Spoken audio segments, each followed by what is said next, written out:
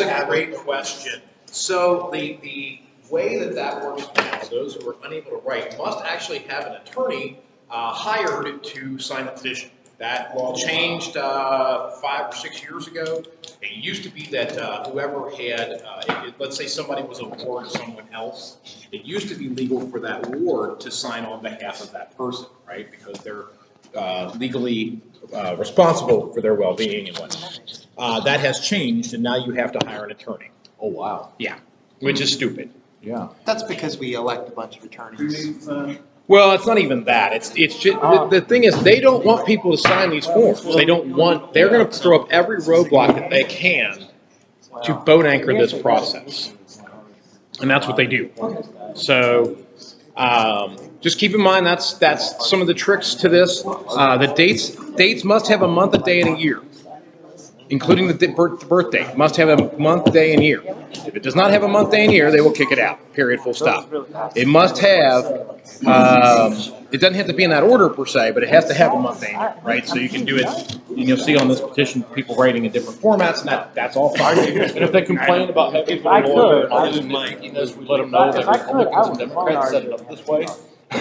Well, they don't care. I mean, the State Board of Elections, the State Board of Elections works sort of kind of under the Secretary of State.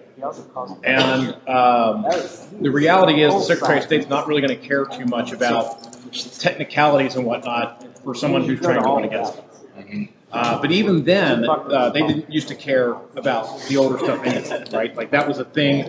They never. So, all right. When you turn in a petition, the State Board of Elections will go through and what they do facial check is what they call it. So they check to see if the petition is valid on its face, right? They don't dig in and look at every single person. What they do is they look at just make sure every date has a month, a day, and a year. Every box is filled in, and every city and zip has a city and a zip code. That's what they look at. He's very much right. So that's their process to accept the petition. But he wanted to help us. Then there's a separate process if I'm a competitor and I look at the petition and I believe they don't have enough valid signatures. That then requires the challenger to sue the person whose petition it is and the Secretary of State, right? And you're basically suing to say this person did not collect enough signatures and to command the Secretary of State to remove their name from the ballot. And so that's the whole process of getting on and then getting kicked off. One of the cute little advantages Ken might have is we're actually very good at validating. Yeah, Rob wrote the software that does the validation better than anything else. One of the key things we're going to struggle with is that we have not done a large drive since the Secretary of State's office, Alex Grimes, in response to the whole Trump election audit thing that he tried to do. A bunch of Democratic secretaries of states went, and they took away the month and day out of the birth date, out of the SOS data that we get. And so it's going to be very difficult to actually 100% know that month and day are correct. And that's just what it is. So unfortunately, what that basically means is we have to collect even more signatures just to be safe, which is dumb, but that's what it is. Typically, what I've found for actually getting petitions signed, your best targets are independents, others, and Democrats. Libertarians won't answer their goddamn door. Like, don't even bother knocking their door. They will not answer. You are wasting your goddamn time. Being left alone. Yes. I hear the TV on. I hear the kids running around. Won't answer the goddamn door. So don't bother. I try. And Republicans are just grumpy people in general. So Democrats, you can usually be like, you know, you just give them the spiel of, you don't have to vote for this person. I believe there should be choices on the ballot. Don't you believe there should be choices on the ballot? Yeah, I believe there should be choices on the ballot. Okay, great. All you're doing is helping put this guy on the ballot. Now, you know, once they sign, you say, thank you very much. I hope you'll check into him. He's actually a really nice guy, and he has some great ideas, and I hope that you support him. But, you know, again, this didn't require you, this is no commitment. I might have missed this, but was there any standardization of dates? No. No, it doesn't matter? As long as it's month, day, and year of some sort. Okay. Yeah, it's silly. So the point, I guess, is that some of these other Yeah, Democrats and Independents. Independents, you just do the whole like, man, Democrats and Republicans are terrible, right? Yeah, they are. Here, this is a guy who's trying to give people better choices. Like, okay, cool. And Democrats assign the whole like, choices, democracy, yay! And they'll sign. Republicans will be like, no, it's only a two-party system. It should be a two-party system. And that's what they do. And Libertarians, like I said, won't answer their doors. So that's just some tips on petitioning, ways to actually accomplish the drive. We do have a few different people. You've got your store, and we've got a couple other friendly small businesses. We can definitely tap any small business owner that is friendly to our cause. Just ask them if they will put. What's up? I just fucked up. Where'd you fuck up? Copy their date. But that's okay. That's all right. Scratch it out. Put your right one. Oh, just put above it. Even then, though, that last silver. Messed up. He monkey see monkey, dude. It happens. People write the wrong birthday. They write the person above them because they're just doing monkey. Yeah. It's just copy it. Yep. That's not. That's not. No, listen. It's normal. This is entirely normal. Like this is what people do because it's human nature. Oh, okay, well, everybody else is doing this. Okay, I'll just do what they were doing. Okay. And you'll find that when you do the petition, you'll see that people want, and let's say that somebody starts dropping the year off. Everyone after that will drop the year off. Like, that's a thing. It just happens. And that's why you have to be very careful once you get a signature, do your own facial check, right? Make sure it's month, day, year. Month, day, year. Or year, month, day, or whatever format, whatever. Signature, if it's horribly written, when they hand it back, so once you get a petition signed, when somebody hands you the petition back, the first thing you check is that signature line, right? Because if that signature line is a scribble and there's no name written in it, ask them, like, hey man, listen, the state's just terrible at it. And they don't care that that's your legal signature. They're going to try to kick this out because they're jerks. Would you mind writing your last name just real small in the box, legibly over in the corner here? Just, and people will be like, oh, okay, yeah, that makes sense. The state's kind of jerks. Cool. And they'll just do it, right? Then afterward, you want to check your month, day, year, your city and zip code. And if they're willing to stand there for a minute while you do it, go ahead and do that too, right? But the main thing is the signature because that's the one that usually is the one that people can't read. Because, I can't, that's just what it is. So that's the petitioning. If you know small business owners that are friendly to us, that we can put them in there, that is very helpful because we are then able to, have people sign while they're standing there, right? Larry, and then also I'll be hitting up Ginny Seville in Lexington and hitting up a few others that I know, although it's been a decade since I've done this, so 12 years actually.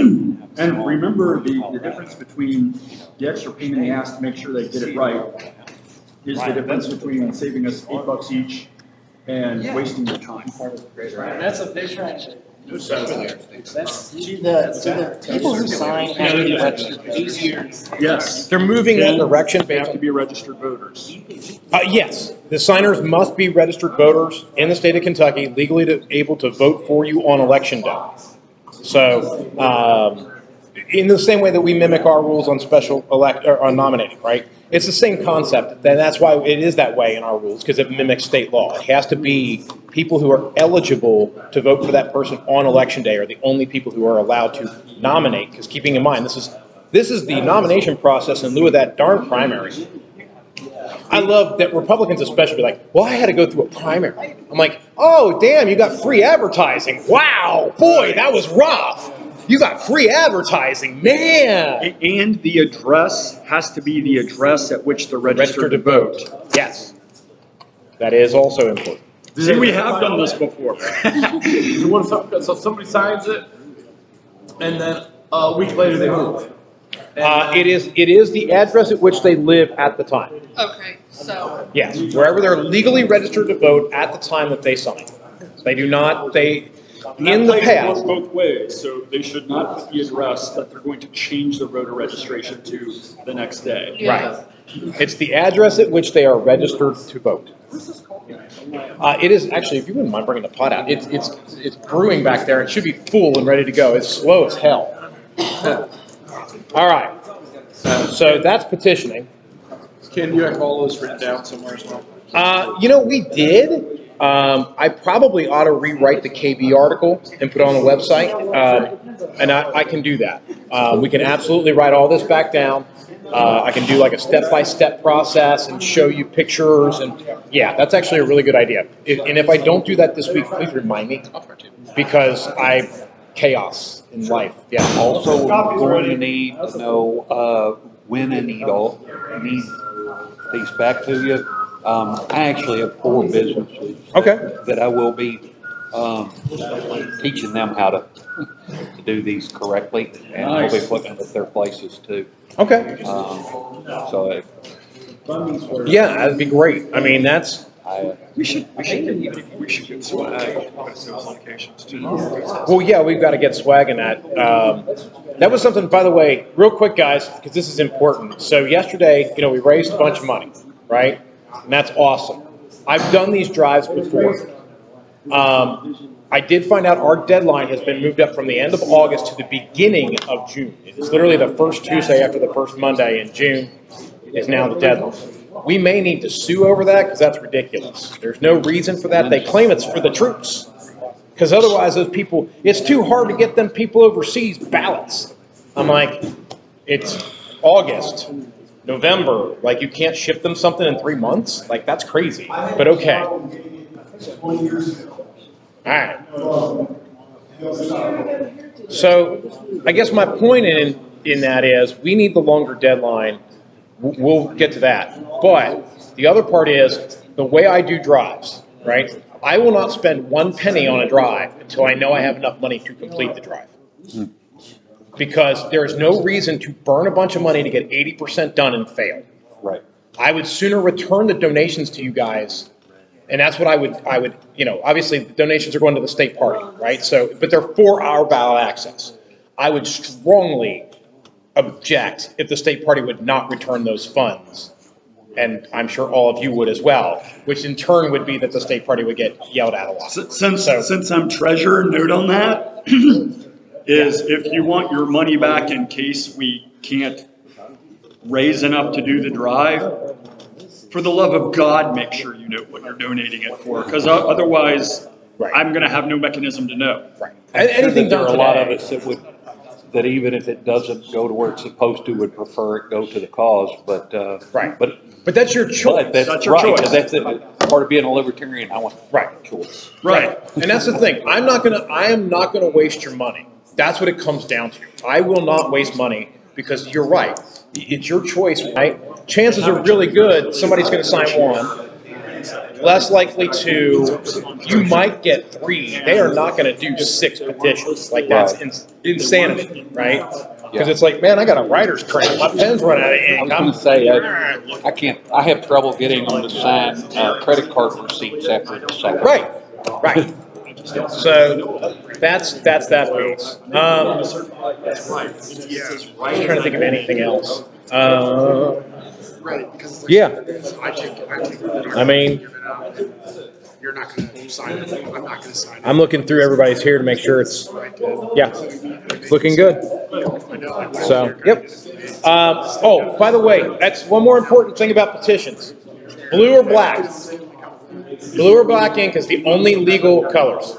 Don't do pink, don't do green, blue or black. That's it.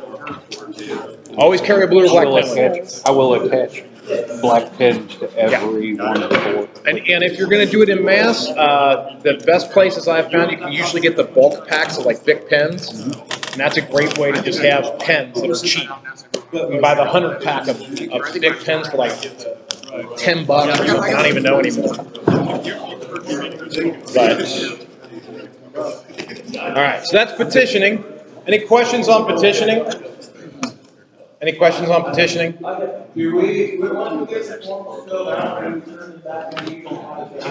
Yeah, so actually what I'm going to suggest, as you fill pages up, let's mail them back to the party's P.O. box, just because that's an easy one to find.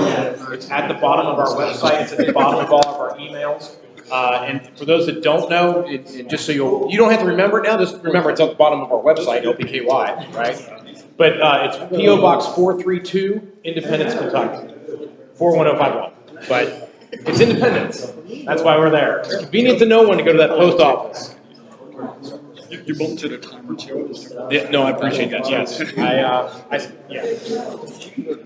By the way, there's coffee and pumpkin bread, and there were a couple of muffins up here. I don't know if they still are. For anybody who needs something to eat. My wife made the pumpkin bread. It's tasty. The fact that it doesn't have nuts on it is my fault. I ate all the nuts ahead of time.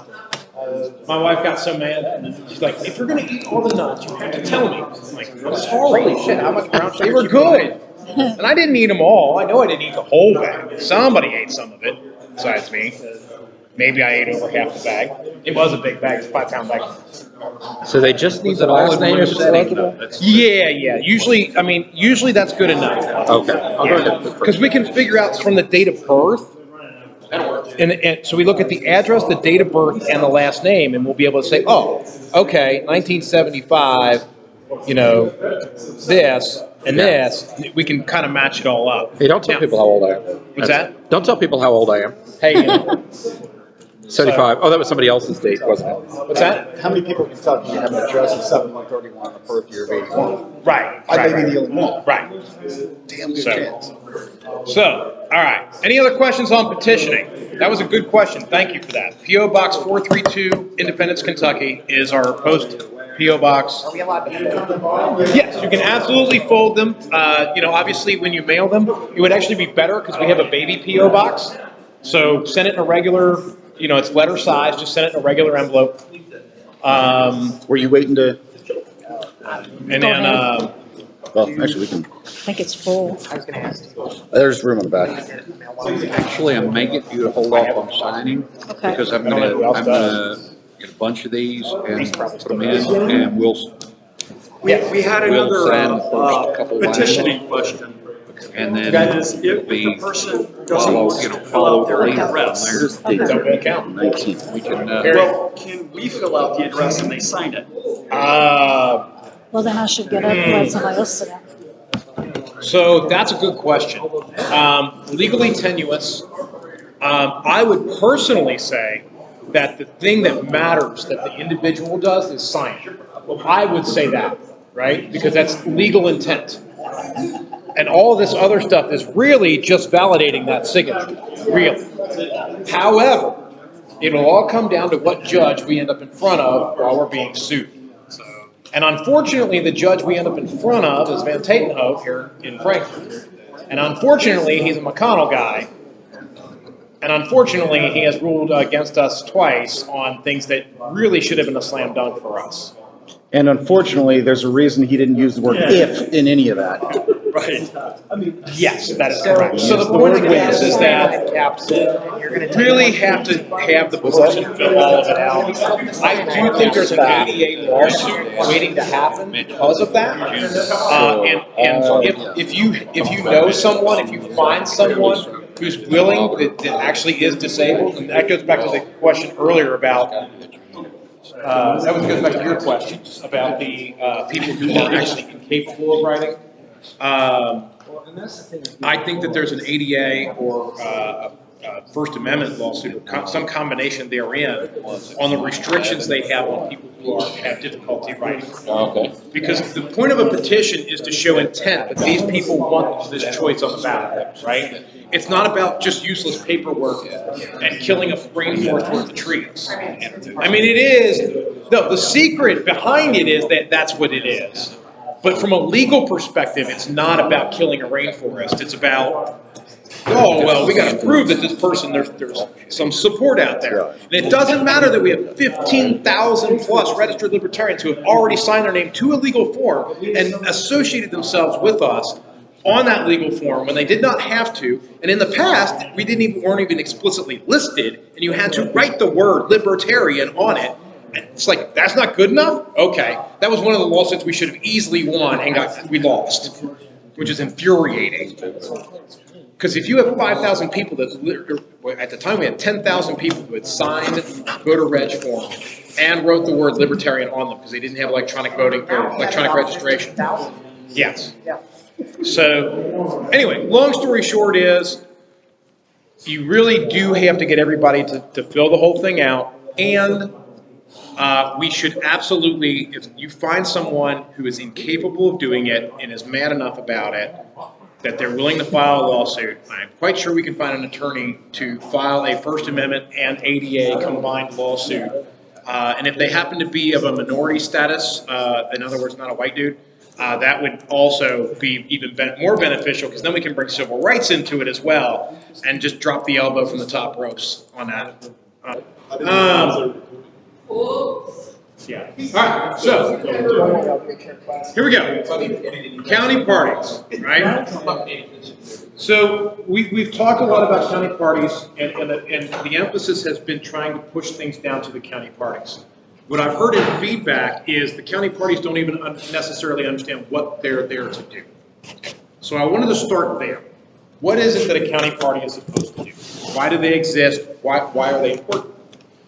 So a county party, at the end of the day, is the individual touch of our philosophy and our party to the people in a community, right? Then switch, that's awesome. So, oh, you got a mic? Clip that on you. Yeah, all right. There, let's see if that, I can use a clip. Really, I can. There we go. I knocked the microphone thingy off. That should be okay without this, right? Because apparently I'm too dumb to keep that on. Should be all right, right? I'm not breathing into it, so. Yeah. So, all right. So the county party is where we actually meet the public with our philosophy, right? And this is a very, very important thing, because every county and every community has a different set of issues that are important to them, right? Different counties have different things going on. Is it coming through okay? Or, yeah, it's working. Oh, okay, yeah, okay, great. All right. So different counties have different things going on, right? I live in Pendleton County. I grew up in Campbell County, and next to me, I have Grant County, Bracken County, Robertson County. I'm pretty sure there's one more county I'm forgetting. The point is, even with those around, and having grown up in Campbell County, I really only know what's going on in Pendleton County because that's where I live now, and I've lived for 20 years, right? So I don't even know what's necessarily going on in the county I came from, because it's been 20 years since I lived there and I paid attention to what's going on there. And the people that I talk to and I run into at the store or at the gas station or whatever are people from my county. And I hear what their concerns are, right? I hear, and we've talked about some of this this weekend, right? I'm hearing at the grocery store that people are complaining about the price of food and that they're getting killed. It's more than twice as much as it used to be a few years ago. And gas prices, well, I'm glad they came down, but man, they're still high. And you know, these are the things that I hear when I go out in the public, and this is my community, right? You may hear different things in your community. I don't know what's important. You know, some counties have eminent domain things going on, which is something we obviously oppose and something that we should get involved in stopping. But that's only going to stop at the local level, right? Like, if there's a, and I'm just making this up, if there's a eminent domain issue in Magoffin County, right? If I show up from Pendleton County, the judge exec and the magistrates aren't going to care. They're like, oh, well, thanks for coming to our county. We don't care what you say. You don't live here, right? They're not accountable to me. They're accountable to the people that live in that county. So the main thing that I can tell you from a county perspective is that you're going to be the ones that help build the coalition to stop something stupid going on in your county, right? We can't do that from Frankfurt. We can't do that from across the state. The state is 9.5 hours wide, in case anybody ever mapped it out, from the easternmost to the westernmost, and you got to leave the state to get back into the state. So the county party is where it's all going to happen. It's literally just watching the news, going to fiscal court or city council meetings. You know, I always recommend being extremely respectful, because you can only turn people off by being angry or rude. Whereas if you're polite and you're like, but what about this thing? And there are, by the way, you know, ways to be polite but also mean. And that is a good skill to have too, if you can develop that. Because it's all about who you're being mean to. So you can be very polite at the same time knowing that you're trapping a fiscal court into admitting they're doing bad things, right?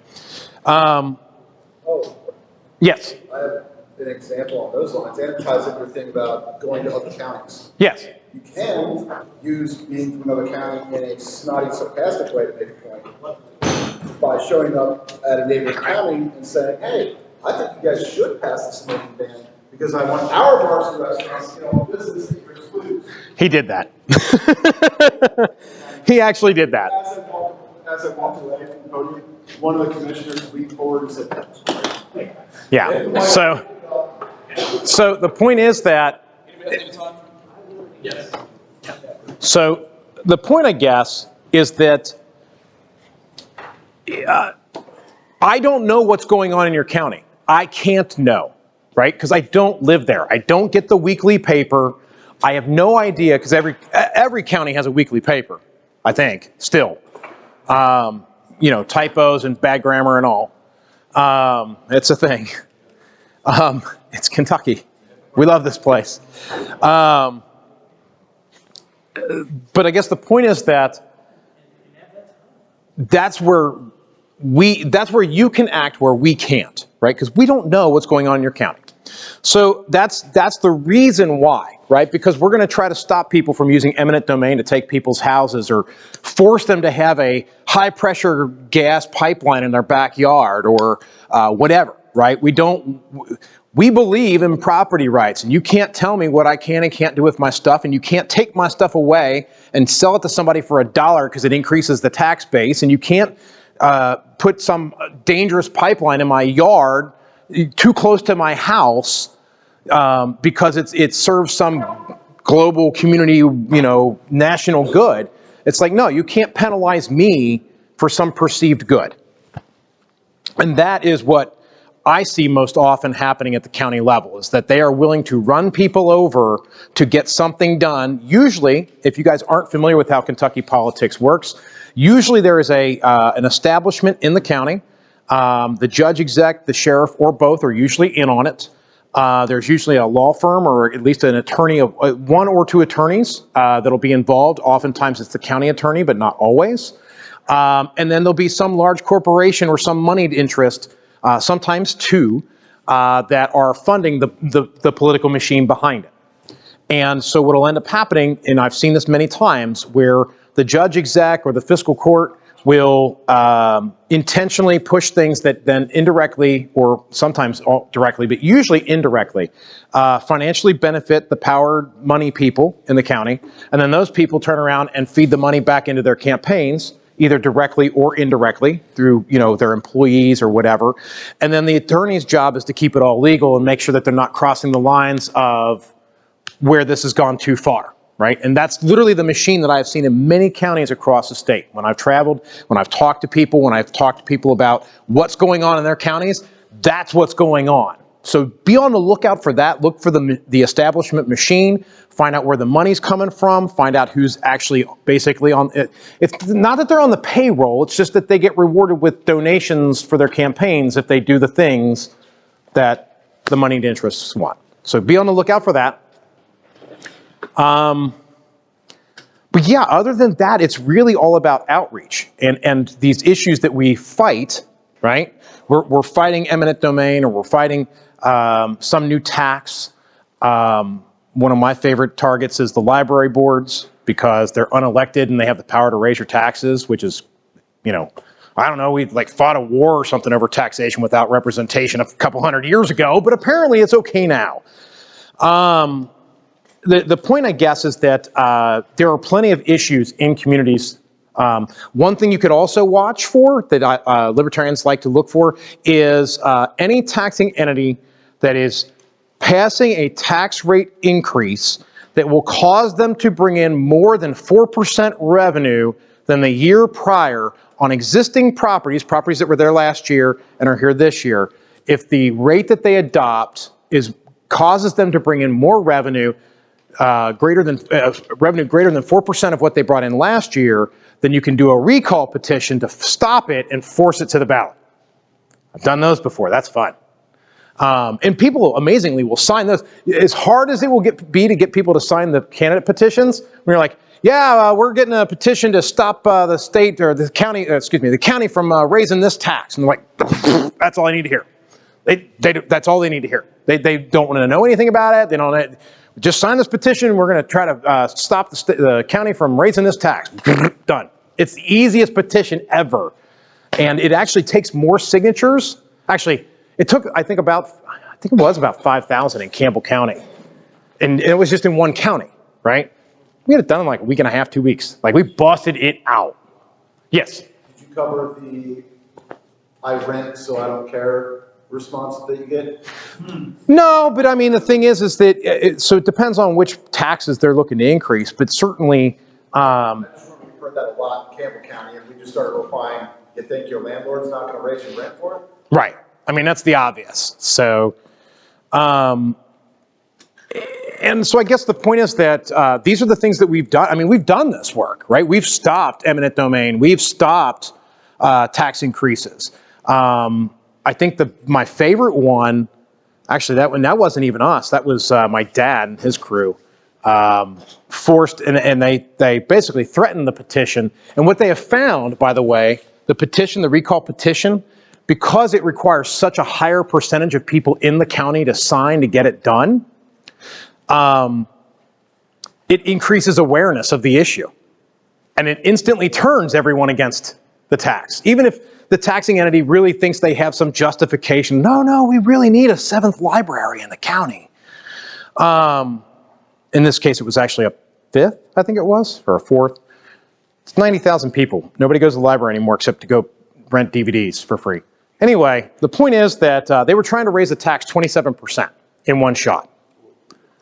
And rather than... I think Foley County literally just got our 7th library. Yeah. They have a bunch of baby branches in Bullitt. Campbell County builds mega churches to books, and then they don't do anything with the books. So, by the way, in my county, they built a new library after a flood, took out the last one. My county taxes, so, roads and all the stuff the county does, is the same amount as the one library building. Like, that's the tax rate in my county for library versus the rest of the county. So somehow, storing books in a climate-controlled area costs as much as clearing every road in the county, patching every road in the county, mowing, paying a bunch of people, it's like, this is ridiculous. Yes. So the reason, by the way, that happens, they bond this stuff out. And there's a piece of Kentucky law that says that if a library has a bond, then it can't be dissolved. And so they have an incentive to create a 30-year bond to save their own butts, because the other side of it is people like me going, who needs a damn library? We got Google. We have Amazon. There's free libraries. You don't need a giant library system. You need one branch to get the things that you can't get off Google or whatever, because we're more mobile than we used to be too. In Kentucky, you guys know this, I think. We have the most counties per capita. You guys know that? We have 120 counties. And Texas has more counties. They have 250 or something. But per capita, I think there's 254, Georgia's 168. yeah, but per capita, right? We have the most counties per capita. And also 1/5 of our population lives in Jefferson. And then 4/5 lives everywhere else.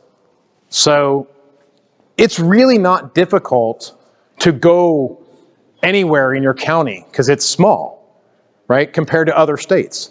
So anyway, these are the things that we've successfully done in the past. The recall petitions are a lot of fun, and yes. The one at the county level, I think the thing that's coming up that's going to be real big, that all the counties need to be checking on to see how their counties are doing, is with the medical marijuana thing. Okay. Because we've seen there's sheriffs in certain counties who are like, I don't care, it's going to be business as usual, I'm locking ass up. Right. And all that's going to do in the end, because they've got their lawyers and everything else, they're going to waste money pumping people through the judicial system. And when they don't really need to. Well, So that's going to be a whole thing. so that's a really good point. Something that Kristen Hinkle was trying to get going, and we kind of stuttered on it a little bit. We need to start polling communities on issues.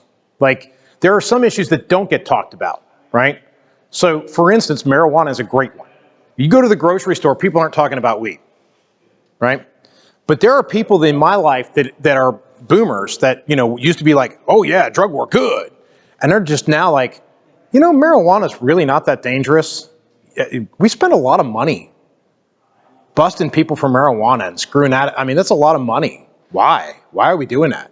And so the question I really have is, where does every county actually stand on marijuana legalization? Because I bet, based on the statewide polling that's been done, keeping in mind that a lot of the statewide polling ends up being in Jefferson and Fayette counties because of the population differentials. So you have to take it with a little bit of a grain of salt. But I've been watching the trend over the last 17 years I've been involved. And we started out at only 50% supporting medical marijuana. Actually, I take it back. I think it was 50% for hemp, 40% for medical, and 30% for full legal. And I've watched that number shift up and up and up, right? When hemp reached 70%, that's when it became legal. Medical is, if it isn't at 70 by now, it will be soon. And full rec is just trailing 10 points behind, right? Which means in theory, it's about 60%. So I would bet that in most counties, we're at least 50%. It's my guess. Don't know. That's information we need to find out. And this all goes back to why the county parties are important. What's important to your county? Where do people stand in your county? I don't know where they stand in any county, actually, because I haven't done the polling in Pendleton, right? But I sure would like to.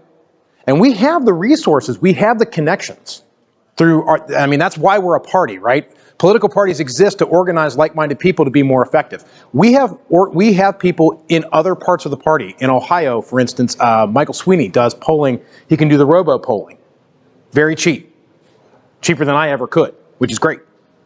So we can poll communities. We can ask, what issues are important? Are you worried about this? Are you worried about this? Where do you stand on this? Relatively cheap. You can't play 40 questions because that's way too many, or 20. But you can ask 5, 6, 7 questions and find out where your community stands. And that'll help guide your county party to figure out what particular parts of the Libertarian Party's philosophy and platform you can implement in your county. Because you're not going to get everything, right? We know that. You never get everything in politics. Anybody who demands everything in politics gets nothing. That's what the smoking ban people learned the hard way. I love those people. They mean so well. It's fun to make them cry. The point is that I can't tell you what issues will be important in your county, just that you need to figure out what they are and push them from a libertarian perspective. And that's the other part of it, right? Because a lot of times people have these feelings of, like I just talked about with marijuana, where it's like, well, boy, that costs a lot of money, right? We can also talk about the opportunity cost, the people's lives who get ruined because they get a felony and then they can never get a good job and they end up on welfare and you're paying even more, right? You can hit them with that one. They're like, well, damn, I never thought about that. And so you can start expanding them into actual libertarianism from the position they're actually at. Yes? The reason I have a lot of faith in this is just my personal experience managing development teams is, the company giving them a paycheck, that'll get them to meetings, that'll get them to show up every day, and they'll do some work. The way to get people to really engage, in my personal experience, is to just give them missions. Yeah. People love fucking missions. They love accomplishing things. Coming, there being a party, that's nice, that might feel okay. Wait till you get a win under your belt. That's when people get moving. It's the wins that really make it. Yep. And to get the wins, you have to have the fights. Yep. So I feel like if we go out there and we find the fights and we fight the fights and we get a few wins, I think that's going to be a great revival for our companies. And I agree with that. And one more quick example, and then we're going to shift off of the what and into the how more directly. So Thomas Massey, everybody knows Thomas Massey here, right? Thomas Massey got involved in politics for one reason and one reason only. They were trying to drop zoning and planning into his county. There was a big push statewide to put planning and zoning boards in every county and start putting the International Builder Code blah, blah, blah, blah, blah, blah thing in every single county. And Massey's from Lewis County, and like most counties that are not urban or immediately suburban, they have a tendency to be a don't tell me what to do with my land type people. This is normal in Kentucky outside of the cities and the immediate suburbs. And so, by the way, in Bracken County, the response to this was that somebody burnt down a magistrate's barn. The judge executive had to go into protective custody of the FBI. Like, it was a big deal. Like, you don't drop planning and zoning on good old boys. It doesn't end well. But in Lewis County, Thomas Massey got up and spoke against it in fiscal court, right? He was there and he's like, we don't need this. We're fine. We don't need this stuff. It's not what we're about. And what ended up happening was a coalition started building up behind him. They were like, yeah, that guy, what that guy said. Yeah, I like what that guy said. That's exactly that, right? And so he built this coalition, and as they were going, the coalition started pushing him to run for judge executive. And I think he said that originally he was like, nah, that's crazy. But then he ended up doing it, and he ended up winning a three-way primary and whatever. And it kind of goes on from there. But the point is, it all started with issue activism and building a coalition of people that agreed with him on an issue. And that's where we're at right now, right? We find the issue, we build the coalition, we start to succeed, right? In Northern Kentucky, we were able to stop a smoking ban with $3,000, 3 guys, and we raised a small army of small business owners. That was fun. The bad guys, well, like I said, they mean well. But the bad guys spent at least $300,000, and we basically sent them home packing. They're back now, 10 years later, so I'm looking forward to those fights. But the point, I guess, is that local issue coalitions are where we're going to start building ourselves up, right? That's the root. And it's just finding the issues to build the coalitions around that is up to you guys to decide. 'Cause I don't know what's going on in your county, right? What dumb thing your fiscal court's doing, what dumb thing your city council's doing, only you're going to know that. One thing I would recommend doing, get a subscription to your local weekly grammar and spelling error paper, because as you start building your coalitions and you start needing to talk to the media, trust me, they will look to see if you're a subscriber. And they will treat you much nicer if you are paying them money to read their bad grammar and spelling errors. You don't have to actually read. That is correct. Although it isn't a bad thing either, because you'll actually see some random op-eds once in a while, and you're like, oh man, I need to reach out to that guy. He's totally on point with us. He's really mad about this zoning thing. I'm mad about it too. And you'll actually find some allies out there reading the op-eds. That's another point. Brendan Bloomley repeatedly me in some terms because he works for the Garrett Ledger, I believe it is. Okay. Anyway, like, we imagine newspapers are hard to get into, and they kind of are hard to get into when everybody wants into them. But there's actually large swaths of the year that they are like a panic looking for material. The idea of us sending in op-eds, that's an opportunity to feed them when they're hungry. It's an opportunity for us to build a relationship with them. Plus reach out, because who knows, maybe somebody's subscribing like Ken said. So it's effectively, we're sending out a little beacon for those people. Yeah, and I will tell you, it is amazing when you're building issue coalitions, you find those little pockets of the other coalitions, right? Some guy has a bunch of friends that he's already got like 7 or 8 people on his side. And then this other woman over here, she's got 5 or 6 women that are on her side. And it turns out that they're all just disconnected. And a quick tangent, but important. One thing I have found over time, especially from the big media, is they intentionally distract you. They will intentionally mislead you into believing something that isn't. And I think the best example of that in recent history was the whole COVID thing, where they tried to convince every person that was against the lockdowns that they were a tiny minority, right? Like they were like, oh, only the craziest fuckers are the ones that don't believe that we should be locked down. When in reality, it was actually closer to 50%. in the initial, and that kept going down in support, right, as over time, until it reached a breaking point. And once people started going out and started to talk to other people and figure out, well, wait a second, I'm not alone. Like, actually, most of us hate this crap. And then it took a handful of people to be like, no, I'm just not going to wear a mask in the store. And then all of a sudden, nobody was wearing a mask in the store, right? So the point is that you can't trust the narrative. You need to go learn what people actually think. Don't trust what you read. Go learn, talk, interact. That's what's going to teach you what people are actually concerned about. And once you know what people are actually concerned about, you put the libertarian spin on it for an answer, and you come out to fiscal court or wherever you can get a public stage of any sort, and you talk to them about it. Because then all of a sudden then people are going to be like, wow, yeah, that guy knows exactly what I was concerned about. And that's a really intriguing answer. I'd never heard that solution before, because I'm stuck in a left-right controlled paradigm, and now I've been shown this. They won't know that part, but anyway, all right. So does everybody kind of know what we're doing? And by the way, we've done this issue stuff before. We've won issues before. It's exciting to win issues. It's fun. I mean, you also have to have fun with this, right? None of us are getting paid. So be sure to have fun with it. So I guess the big question, everybody good so far? Any questions? Okay, all right. So how do we get this started, right? Like where we're at now, how do we get this rolling? And many counties are already having monthly meetings. That's great.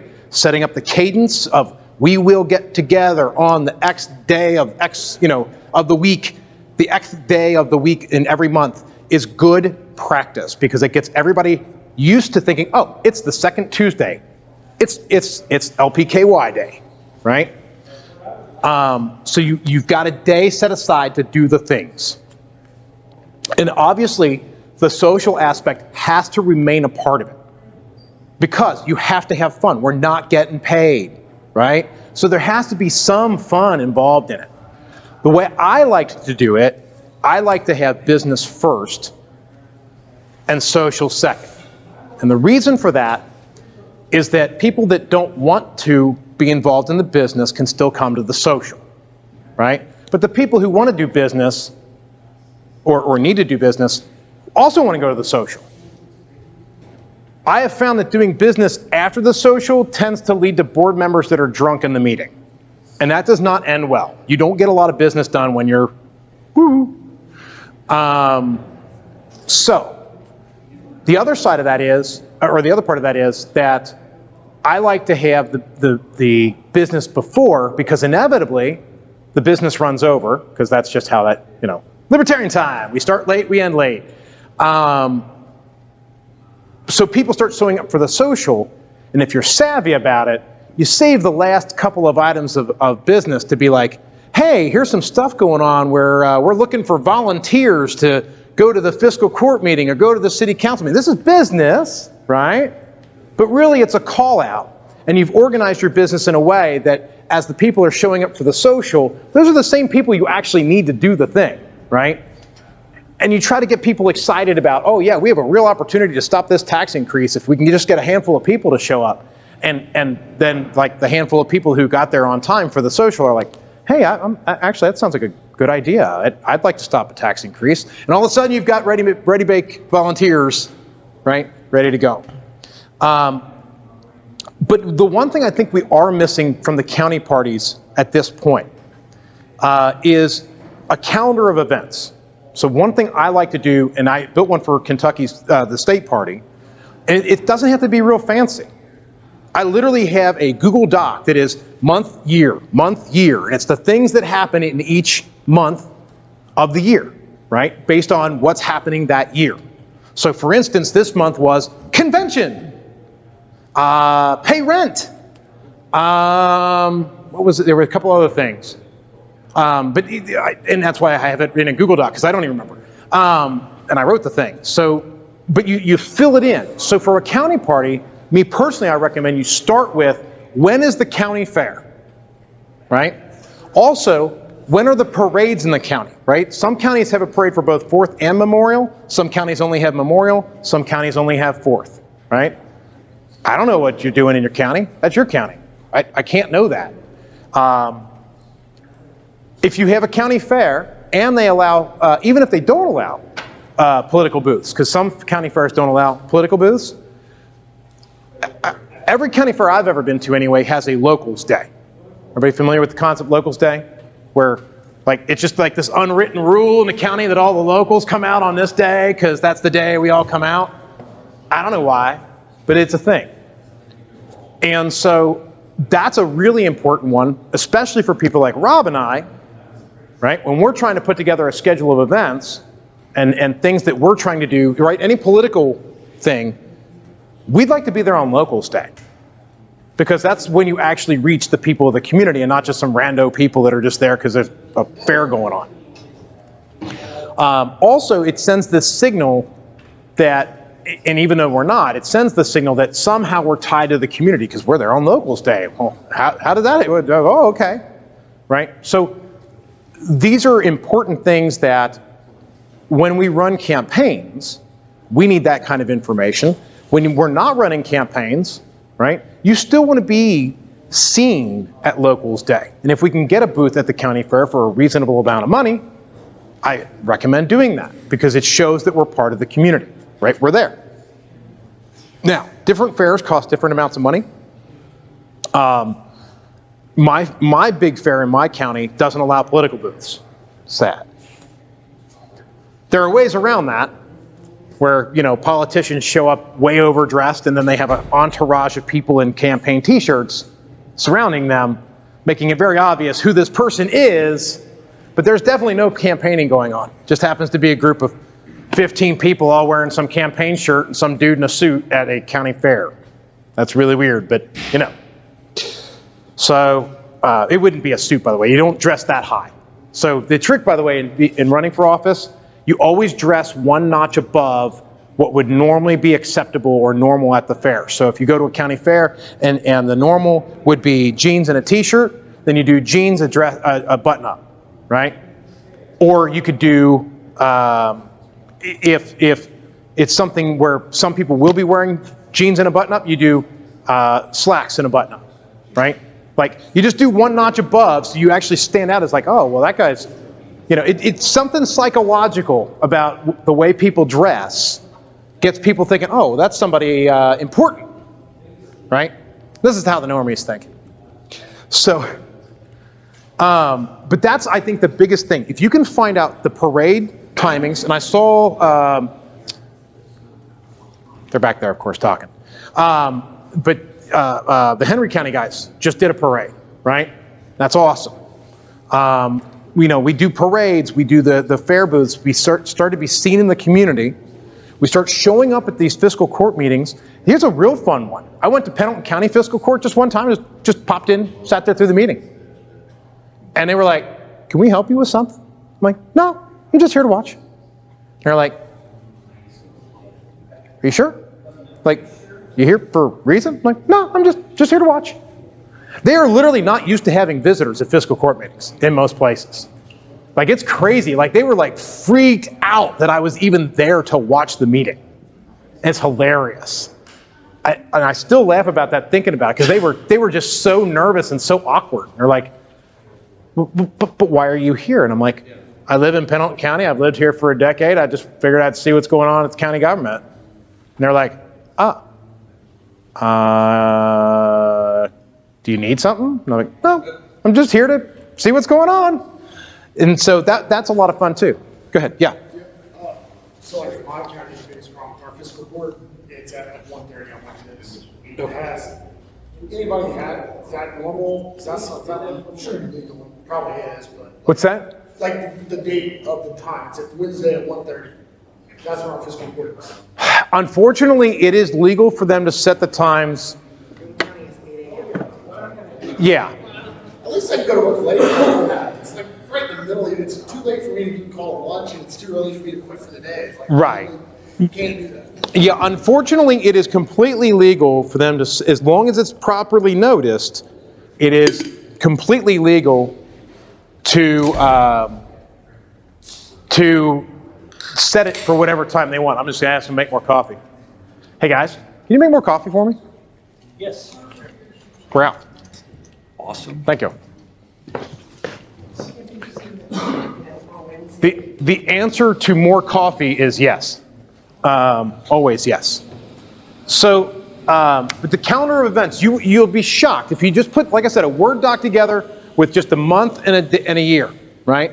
What are we doing each month? You look at the calendar of events that you could do, put it all in there first, right? What you could possibly do. Then the second step is to call these places, make sure that you can actually get a booth, right? Find out when the sign up is. Put that in the calendar, right? Because the sign-ups are like, county fairs are notorious for like, well, we only accept sign-ups 2 months out. And then you call them with 1 month out, and they're like, oh no, sign-ups are closed. I'm like, but you only started doing it 2 weeks ago. Like, what? So they are notorious for only having registration open for their county fair for a week or a couple of days. Also, we find that it's Bob, whoever the hell Bob is the one in charge of that. Bob is the worst communicator in the world, will not return phone calls, doesn't use email, any of that, right? And so you almost have to harass these people into giving you the information about when do I sign up, how much is it, when's the deadline, and just start on the very first day they say you're allowed to, and just harass them every day. And the guy who takes the registration is going to hate you, but that doesn't matter because he sucks. Because otherwise he would have written back right away and been a better communicator.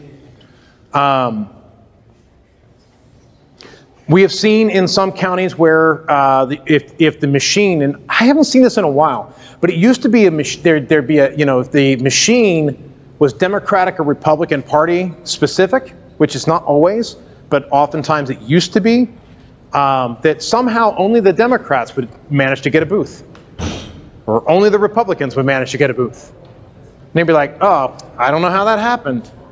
Well, it happened because they just didn't return the phone calls to anybody else. So, and that used to be a thing. So harass them, right? Don't give them the excuse that, well, I mean, Bob, oh, I'm sorry, Bob missed the phone call. He just totally forgot to call back, right? If you call them every day, it can't be that they forgot to call you back because, dear God, you bugged the shit out of them, right? So at some point, they're just going to be cussing you and trying to call you back just to get you to quit calling. So build that calendar of events. Put price tags on everything. Yes? Just to add kind of a stamp of approval on this kind of calendar thing. If you look at the most effective organization in the world, the United States Marine Corps Recruiting Group. Okay. They make missions every freaking month without fail. It happens. Every recruiter in the Marine Corps on the last day of the month is sitting down and he's doing his end of month numbers, and then he's doing what's called his month insight for the next month. But guess what they did at the first of the year? They did a year insight where they went through the whole year, just like he's talking about, plugged in everything for every month. I've got this high school talking this month. I've got that high school talking this month. We've got that activity going on that month, and then they break down their weeks. Yep. Every month, and they're going through every week and doing the week insight and keeping track of that. Yep. Every organization, period, whether it does or not, should have a calendar. Yes, and the weekly side would be for people who are more organized than myself. I'm a little bit too chaotic for a week by week or a day by day schedule, but a month schedule I can handle, especially if there's a deadline on it, where it's like, oh yeah, by the 15th of this month, you must have this done. Okay, well, I will finish it on the 14th. That's how I am. So the calendar thing absolutely will work. And then I want to emphasize, get the prices for everything. When it comes to booths, a lot of times fairs will say, oh, it's $500 for the weekend, right? And you say, wait. I'm not a vendor. I'm not selling anything, right? I'm there. I'm not making any sales. I'm not selling food. I'm not selling any services. Is there a price for that? Because most fairs have a price that is lower for those type of booths. But if you just ask them about booths generally, they're going to give you the higher price because they assume that if you're some person coming in and trying to get a booth, that you're trying to sell something, right? Most of the booths at a fair are selling food or knickknacks or, some craft or whatever. So ask them specifically if they have a price for a booth for someone who's not selling anything, right? Public outreach. And oftentimes they do, not always. And again, the fairs, the parades, sometimes there's like a $25 entry fee, right? Well, make sure you know that, know when it's due, that kind of stuff. Gather all this information, right? And it's still early enough this year, we can still do all this, and you should. Gather all this information up. Find out how much it would cost to do these things, and also figure out how many people it would take to do each thing, right? Because walking in a fair by or a parade by yourself is embarrassing. Like, honestly, that's just like, hi, I'm me, I'm the Libertarian Party in this county. Yeah, that's bad. Like, if worst case, if you want to do a parade and if you're going to do that, talk to the counties surrounding, see if they can send some reinforcements, right? Again, it's all about making sure you're doing this early enough that you can figure out the resources. So we certainly have done that in the past in Northern Kentucky when we've walked in parades, right? When we had candidates in parades, we did not send the candidate out by themselves. We drew in people that, I mean, I've walked in parades in Kenton County. I've never lived in Kenton County. I've been in parades in Campbell County long after I left Campbell County. These are things that you build your numbers. You always want to look bigger than you actually are. That's a marketing thing, right? You always look bigger than you actually are because it says, oh yeah, we're more successful than we actually are. But that's just marketing, right? I mean, and the idea and the point is that the next person that joins us makes us that big. So yay. So get together all the resources necessary, right? How much money? How many people? And, if you're going to do a booth, do we even have a booth kit? Do we have the materials to do this booth? What kind of things would we need? Push cards, sign-up cards, the things that take away, right? Start building the list of all the assets you're going to need to run these events, right? If you're going to run a parade, come on, man. Who's not disappointed when somebody walks a parade and doesn't throw candy? Like, seriously, like, I'm like, oh, look at that cheap ass. No candy, huh? Okay. Whatever, man. Because, I mean, the kids are there for it, right? And, at the end of the day, the parade, for me anyway, is all about watching the kids be happy because I don't care about really loud fire engines. So, make a budget for the candy. Make a budget for, and if you don't know, right, sometimes you can ask. Like, you can say, hey, other civic entity, how much do you guys usually spend in candy? Right? Ask. They'll usually tell you. They'll be like, oh yeah, we buy like $400 worth of candy. Okay, well then you know that you need probably $400 worth of candy. Unless if you've witnessed the parade and you're like, those guys throw candy out like it's free, like completely free, like they're just throwing handfuls at every kid. That's too much, right? You do that math. You figure out how much all this costs, and you figure out if you got the resources to pull it off. If you don't, this is where the state party comes back in, right? This is where you come back to the state party and say, listen, guys, here's what we've figured out. We have figured out that we can have a parade. We've got a Memorial Day parade and we've got a county fair in May, right? I'm just making things up. Wait, Memorial Day is in May. So I was thinking Labor Day, sorry. We've got a Labor Day parade and we've got a county fair in May, right? To do this, I need a booth, because I don't have a booth. I need some printed materials, and for the parade, I'm gonna need some people. Right? Because we got 3 people and it's just going to look sad if there's like 2 people carrying a banner and 1 person walking behind it. Like, that's kind of sad. Like, anybody who wants to come over and help, that'd be great. So then, ideally, and what I'm hoping happens with the new structure we have, is that the county chairs are going to be in more direct communication with one another. And you can just, as a county person, call the county chairs next to you and just talk to them directly. Like, see if they can help.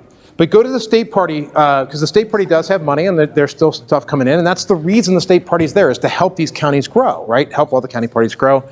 And so between contacting your neighboring counties on your own and going to the state party and saying, hey, state party, we're trying to do all these events, I need a grant, right? I have to start from scratch. I need a booth, I need all this material, I need all this candy, I need all these things. And the state party will ask you things like, what's the timeline and when do you need it? And do you really need that much? Because, we're libertarians, we're going to ask those kind of questions. But that's the reason why the state party's there, is to help you grow, right? One of the other things I should note very quickly before I wrap up, because I am going to stop and just do Q&A after this, is we have the CRM.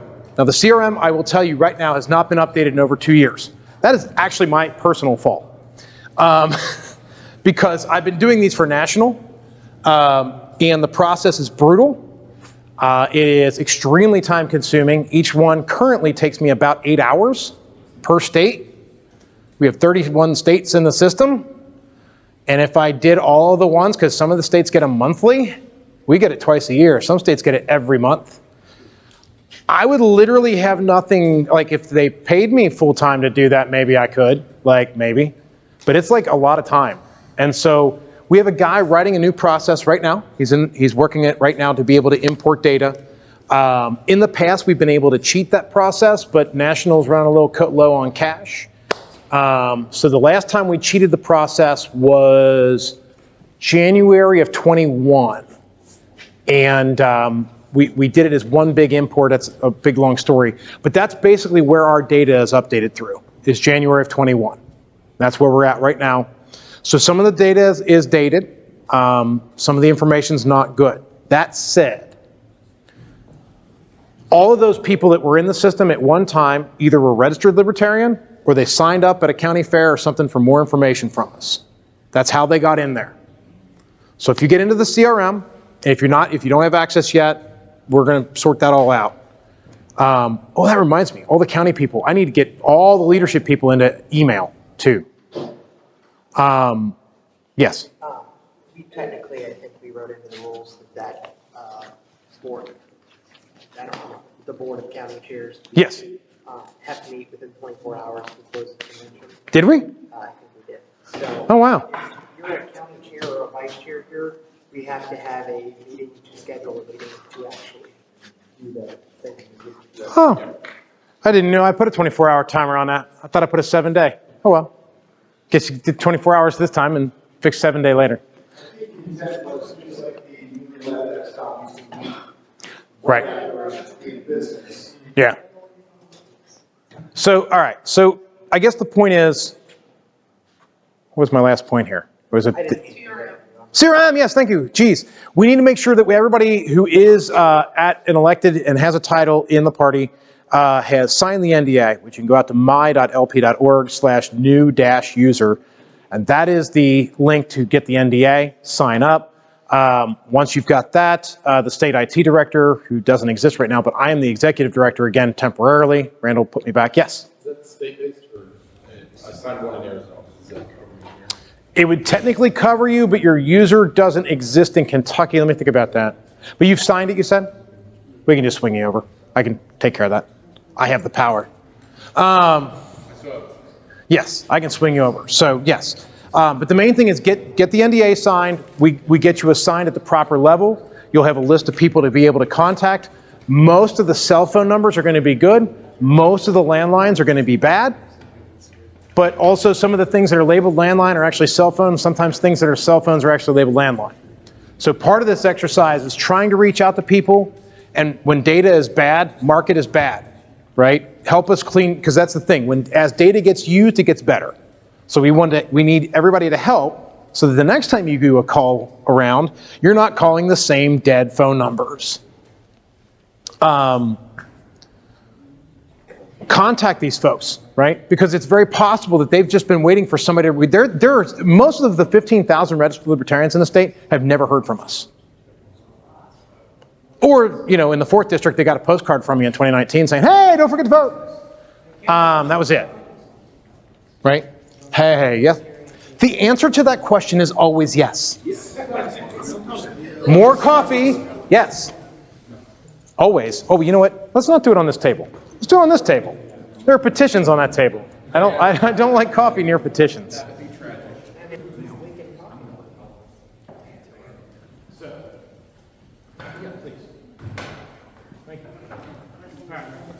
So that's kind of the last piece, and that's where you're going to find, at a minimum, in the CRM, something that you may want to consider, something I hope the state party might consider at some point soon, is actually trying to make a single touch, right? In a single touch.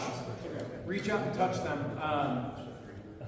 Because I have a feeling that we are missing out on some folks that would otherwise be involved. Even though libertarians don't answer their goddamn door, they do get their goddamn mail. Eventually. Maybe not in a timely manner, but they eventually go, oh damn, there's a lot in the mailbox, I should probably go get it and throw it away. I actually had good luck with them answering the door in 2020, but I think it was just to thumb their nose at the sheer people and go, ha ha, I'll answer my door in 2020. Oh, nice.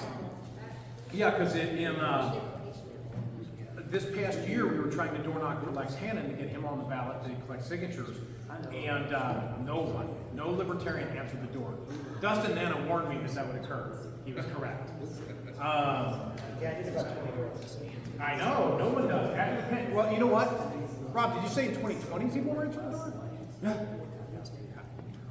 I have to think about that. Elsewhere, it's the people with the green light shining that absolutely would not answer the damn door. Imagine that.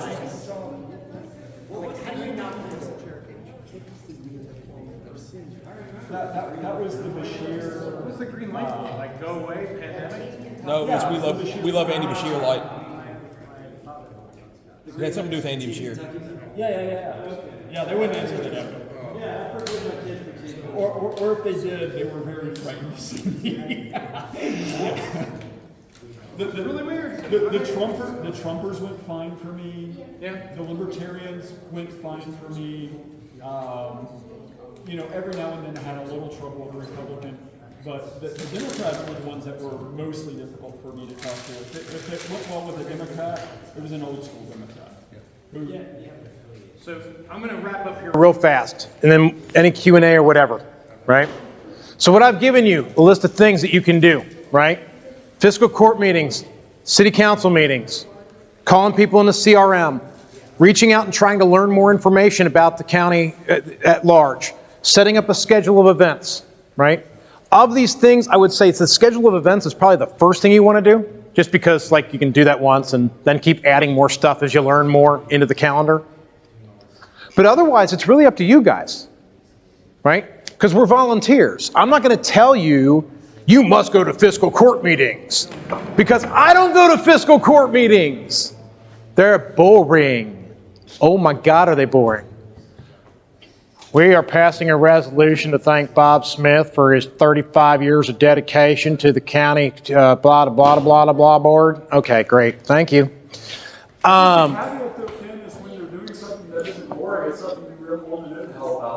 Right. The main thing is to keep a pulse of what's going on at the fiscal court, right?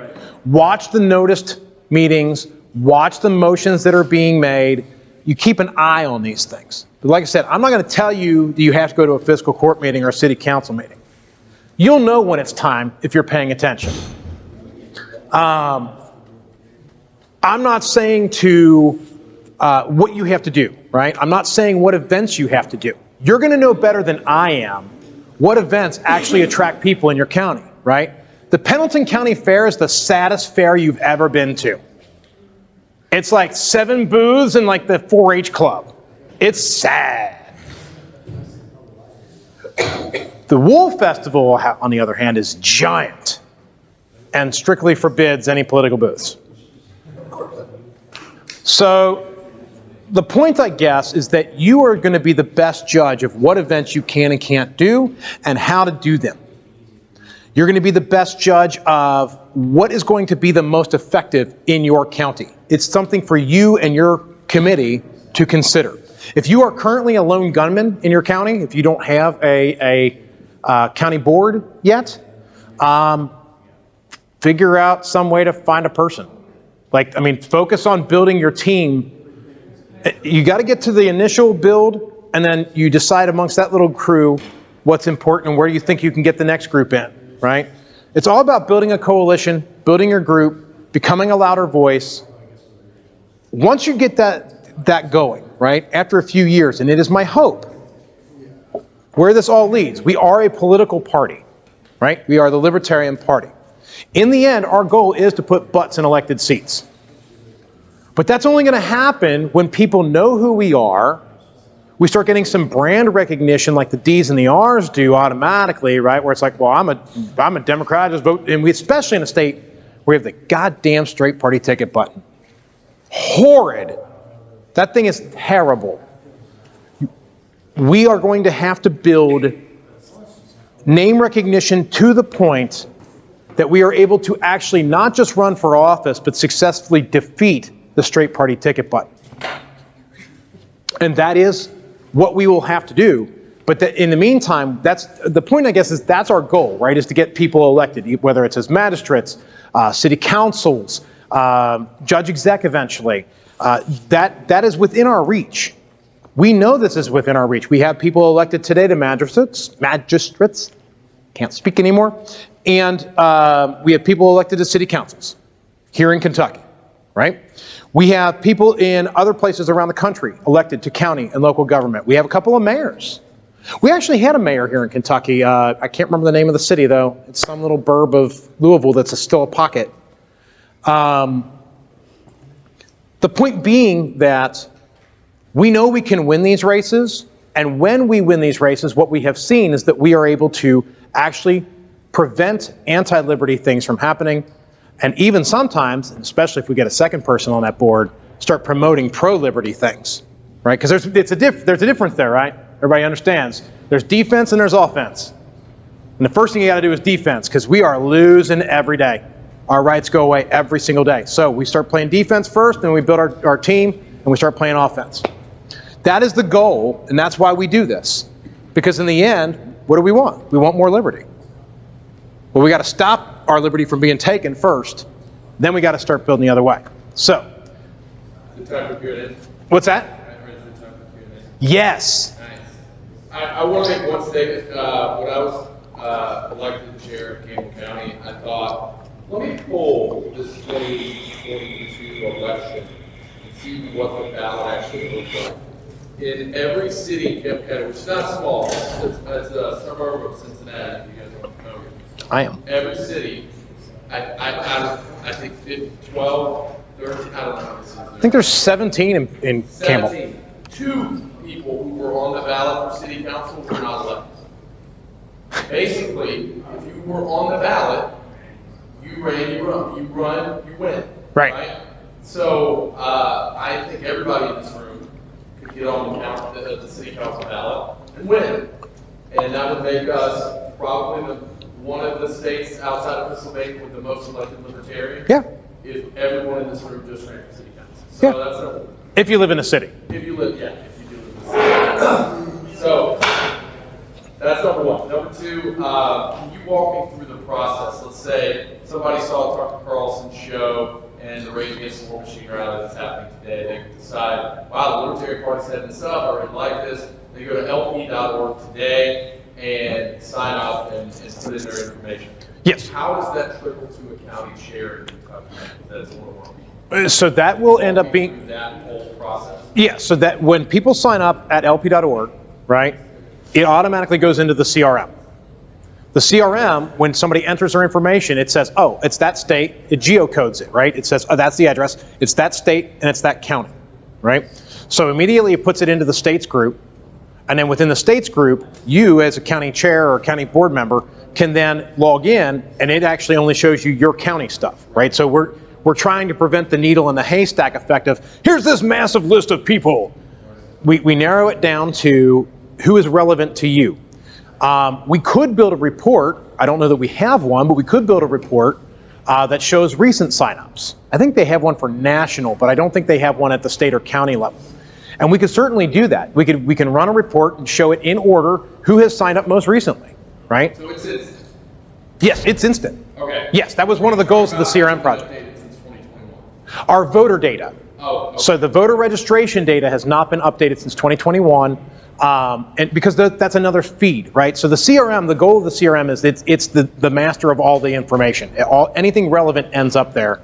We do get all the feeds directly from national. Anybody who, I mean, even if they only join national, right? We still see it. We still see that they've only joined national. Likewise, national sees when somebody just joins Kentucky and doesn't join national, right? Because we're trying to build the whole organization, right? And trying to make it so that most of the time it's people find out about national and then are shocked to find out there's a state party, right? But sometimes people find us, especially as you do more outreach at county fairs and whatnot, which, by the way, that's the other thing at a county fair that you need to be sure to bring is a sign-up sheet. And better yet, if you can do it, bring a tablet that'll run a browser in incognito mode and have them just sign up right there. Because, you know, some people's handwriting, not so good. Not so good. And I've been the one trying to go like, what the hell is that? Is that a name or is that another language? The point being is that that's a really good thing. And by the way, you can get used old tablets for like 25 bucks, right? Like just get a used old, it doesn't have to be fast. It has to be able to tether to your phone for internet access. That's what it needs to be able to do. Are there any auto replies that go out? From national, yes. And I think from state, when you sign up, if you sign up, I know I got a receipt when I paid for this event. I'm pretty sure it gives I get a receipt every month for my donation. I'm a monthly donor to Kentucky, and I do get a receipt every month in my email. That will stop, by the way, if you say don't send me email. It won't send you email. Like, we follow those rules. If you mark do not text, or actually more specifically, if you don't mark yes, allow me to be texted, we will not text you. That we have to play by those rules, even though legally, we are allowed to ignore any law on anti-solicitation. Number one, a lot of this is being enforced privately now, so cell phone providers specifically, and text messaging. If you get 5 complaints against the same phone number, they just cut you off forever. That's a thing. And there's actually now this giant process to be able to send mass texts. But basically all the major cell phone providers got together and did this privately. Right? There's no law, so there's no exception because they did it privately. You can't be prosecuted for it, but they can cut you off and make it so you can never send a text again. So, but yes, all that goes in instantly. I do recommend that we use text messaging, but sparingly, right? Just be like, personally, I think the right thing to do for that is reminding people of a monthly meeting or some event, right? Don't randomly text me like, hey, how's it going to be in Libertarian today? I'd be like, block, go away, Jesus. But if it's like, hey, don't forget the meeting's tonight at this time in this place, but, oh yeah, damn, great, I'm glad you sent that out. But yes, it all does trickle down automatically. Because we're in the CRO, yes. In the past, it used to be on a 30-day delay, and that sucked. So that's why we built the system we did. Can I have a question? Yeah. Kind of related to and that and several others already. And it kind of out to XCOM and everyone else here.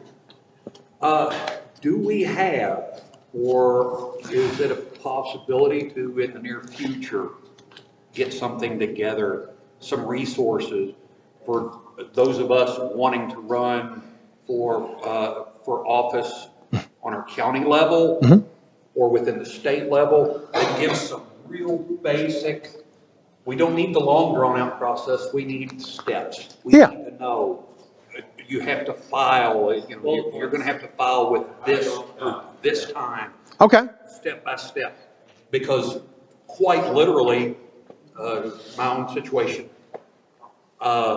this past year, I had determined that I was going to run for our county judge executive office. Prior to that, had intent of running for a constable. Missed it and was ineligible to run because of that. Would have loved to have had a little more knowledge and background. Because I promise you, as a libertarian, they're not going to help you with that information. So So rule number one in all of this is never trust a bureaucrat. And it's not even that they're going to intentionally mislead you. It's that their process is different than ours. The D's and the R's process is different than our process.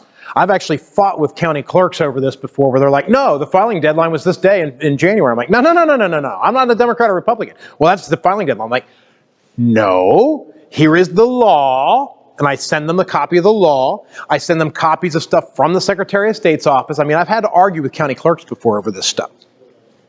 Here's the administrative regulation. 31 KAR 4:150 says you have to allow libertarian registrations. You can't make them all other. Thank you. Which was a problem in years past where our numbers were artificially our registration numbers were artificially lower because county clerks were just putting in anybody that wanted Democrat or Republican as other. That's it. Even when they marked the X and wrote Libertarian on the line, they were still like, oh, that's another. No, that's not what the administrative regulations say. Not since January 1st, 2006, in fact. I happen to know when that was enacted because I fought this battle. So don't trust a bureaucrat. Not necessarily because they're trying to mislead you, it's that they don't know, right? Our process is different. So I agree with you, we probably need to, as a party, put together a so you want to run for office handbook. And honestly, it would not be that difficult to do. Our timeline is what it is. I am hoping, we used to have this, by the way, but the laws have changed significantly since 2014. Because I built one a long time ago. But since 2014, our deadlines have changed. The filing fees have changed. Everything's changed. The only thing that still remains the same is you must be registered in that party by January 1st of that year. That's number one. Voter registration, if you're going to run as a partisan office, you have to be in that party prior to the beginning of that year. That's the one thing that hasn't changed. That's why ours is that way too in our rules, because same thing. So, but yeah, our filing deadline now, we did sue and get our, because originally they had moved our filing deadline, the initial paperwork that Rob and I just did, that deadline was back in like the beginning of January. They moved it back and we're like, whoa, you can't do that. And they moved it back, so we're back to April 1st, which is fun that they put on April Fool's Day. But that is our initial filing deadline. That's the statement of candidacy form. And then we have to do this petition, right? And that deadline currently is the first Tuesday after the first Monday in June. Now, it used to be the last Thursday or the last Tuesday, some late August date. And I would very much like to see us challenge this June date, because it's way too, 5,000 signatures in 5 weeks? Come on, man. You're killing me.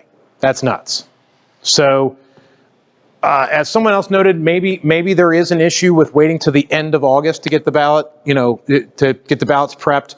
Maybe, but I'm betting that it's not that big of an issue. So that's something we'll need to look at. But yeah, absolutely, we can put together the, so you want to run for office handbook specific to us. Cut out all the other garbage that doesn't apply to us. Campaign finance. There's a whole bunch of stuff in that book that's. If you're running for office, you don't need to know about executive committees or PACs or any of that crap, because that's not what you're doing. You are a campaign. So, yeah, that's not a bad idea at all. Remind me, I will try to add that to the list of things. I'm trying to think if there's other people that can help with that too, because I can't do everything. That's one thing. Part of what I'm doing, so you guys know, my plan personally is to keep backing out of things, but training all of you on the things that I know so that the institutional knowledge of 17 years active in the party isn't lost. It's just spread out and other people do the things. Also, it's quite unreasonable to ever ask anyone to do all this. I signed up for this like a dumbass. But I would never ask anybody to take on all this because it's nuts. We're volunteers. So if you want to take on too much and, put yourself in financial jeopardy, cool. I probably will not encourage that. But at the same time, we just need more people active and able to do the things. So actually, you know what I'll do? Larry, why don't I put you in charge of helping us develop that guide, if you're willing? And then I can help you put the pieces in, and that way you kind of take ownership of that, if that's all right. That's wonderful. See, we'll spread out the load. Actually, after the meeting, was going to talk to you and say, what can I do? Yeah. To jump in and make this happen. So I think that's the right thing to do. If we can start, and if anybody else in here wants to help with that, you know, we can put together a Google Doc on how to do it. We can start putting some practical stuff in there. We'll tap some of the former candidates as well, and actually more specifically, more recent candidates than I, because the last time I ran was 2011. The rules have changed, but we'll tap them to see what things we may have missed. I think I may have access to that old document of how to do it. Yeah. It's probably easier to start with that and adjust it. Sure. So you have a framework to build from. Yeah. So, good question. No, I mean, that's the kind of stuff that, and for that matter, if you are thinking, boy, there's some piece that's missing here, or there's some other action that could be taken here, guys, we're volunteers. Like, raise your hand, work, and see if you can find a couple other people to work with, and let's do it. Like, I'm not one to tell people, no, don't do work. That you're not going to hear me say that. Like, the only time you're ever going to hear me say no is if you're doing something that tries to violate the law. I don't want anybody to go to jail for this. I don't want anybody to get a massive fine for this. You know, don't ruin your life over the party. That's the one thing I ask, because it's not helping you or us. It helps no one to ruin your life. So, but other than that, let's go do stuff. Like, don't quit your job because you have a moral obligation. Yes, don't, if you happen to work for the government, don't quit just because you're like, oh, I'm so libertarian, I can't work for the government. Find another job first, for crying out loud. We've had people do that. They put themselves in a huge financial hole doing that. Don't ruin your life. Do you mind if I share some of my experiences with convention states? Sure. Okay. One thing I found is that text messages, I know you weren't against, are far superior than phone calls. Yes. Those text messages are far more superior than phone calls. Hang on a second. Hey, guys, do we still have the microphone? Yeah, we do. You just have a voice that doesn't carry. I've got the opposite problem. I can try to whisper and people hear me. So, yeah, there's something about certain people's voices. Okay, so one thing I find, I've been in convention states now since 2019. I ran volunteers in Jefferson, Henry, Oldham, Trimble, Carroll, and Gallatin counties. One thing I found in the years I've been doing this is that text messages reach people much better than phone calls. Emails don't work at all. No. We have servers and systems where I can email all 44,000 of our petition signers in the entire Commonwealth of Kentucky. I'll only get a few responses. Mm-hmm. We also have text message, the service that we can mass text. I can type online, but I want to send it and send it out. That is effective. I don't know if the media has had those tools yet. If they are, I highly recommend it if we can build those. We have them, kind of. But personal text messages. So like when we did the gaslight in Jefferson County, I texted all volunteers I had in Jefferson County for all the local county areas. But I texted them individually from my phone, just copy and paste. I have a stage put for volunteers to do this and help. The response rate is a lot higher if you text versus call. The other thing we found is that when you're doing meetings, we've had some success with library meetings. Usually they're free, but in Jefferson County, they're a lot more effective than rural counties are not. At a county, a meeting, Trimble County I set up, but no one showed up. Jefferson County, we get about 20 people show up. So we found that in most locations, if you make your booth look professional, you do have to, before you spend a couple $100, banners, take the calls. All the stuff makes you stand out. So if you just kind of like a ragtag group, people look over you.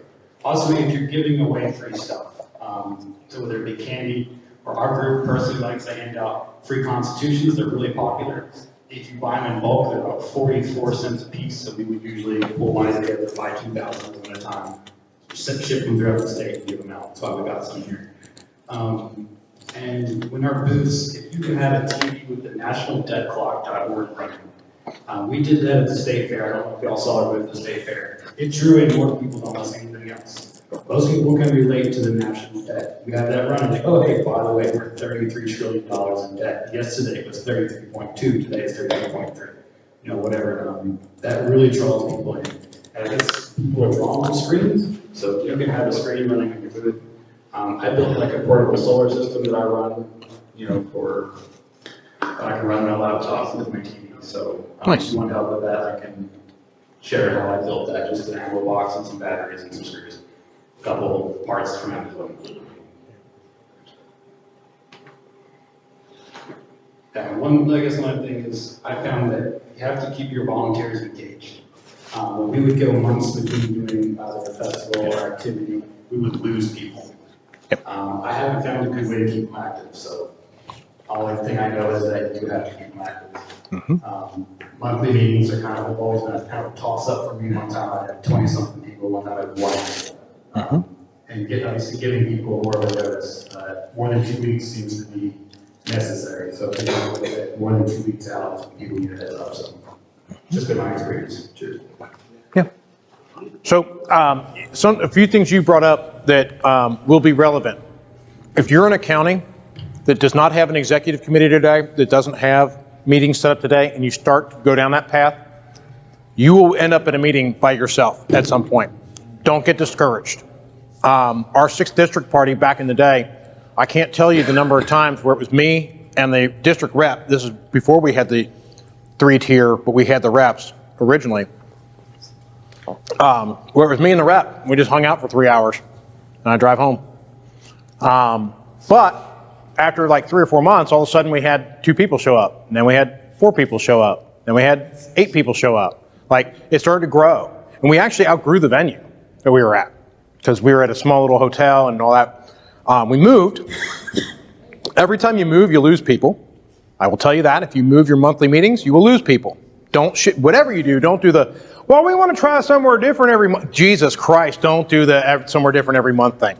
That is horrible. It sounds like a great idea, right? You're like, oh, well, nobody wants to have pizza every month. You know what they don't want is to have to figure out where the fuck the meeting is this month. And as somebody who's been on the wrong end of that, where I showed up at the wrong venue, I'm like, these people, and I never came back. Because I drove 40 minutes into Ohio to go to some damn Hamilton County meeting, and it was at the wrong damn place. I'm like, son of a bitch, I'm not coming back. This is stupid. I'm tired of tracking you guys down. Takeaways. Something at fairs that work great. Balloons. Hot air balloons with porcupines.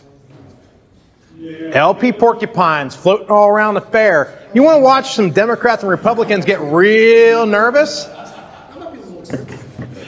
What's that? Yes, sorry, yes. Not blimps. Now I'm having flashbacks of the 2008 Ron Paul campaign and the blimp debacle. Say vote Libertarian. Yeah. Oh, you don't even have to say vote Libertarian. Literally just the Libertarian porcupine. No, ours do say vote Libertarian. Okay.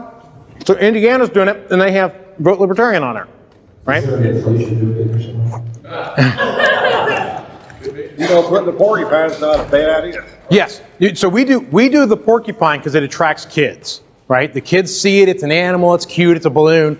They want a balloon, right? And so now all of a sudden you got a fair with a whole bunch of kids wandering around with porcupines floating above their heads, which, by the way, happens to be right at about the right height for adults to be right eye line with it.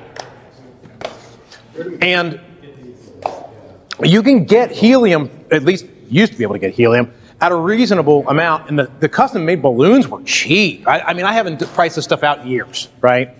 You know, I used to be a lot more active at the state, and I went to national. I'm trying to come back here, and that's part of why I don't know the prices on this stuff anymore. But hot air, not hot air, helium balloons are a great way to get kids to carry around your logo around a fair and cause a little disturbance in the force, as it were, when it comes to the Democrats and Republicans going, holy crap. And they'll do it the next year, just so you know. But they'll do it stupid. It will be like they'll say GOP or something like it. Oh yeah, that's what I want to carry around. Something. Nothing says like yay kids like GOP. Yeah. So, and I love the debt clock idea. And since specifically we're Kentucky, right?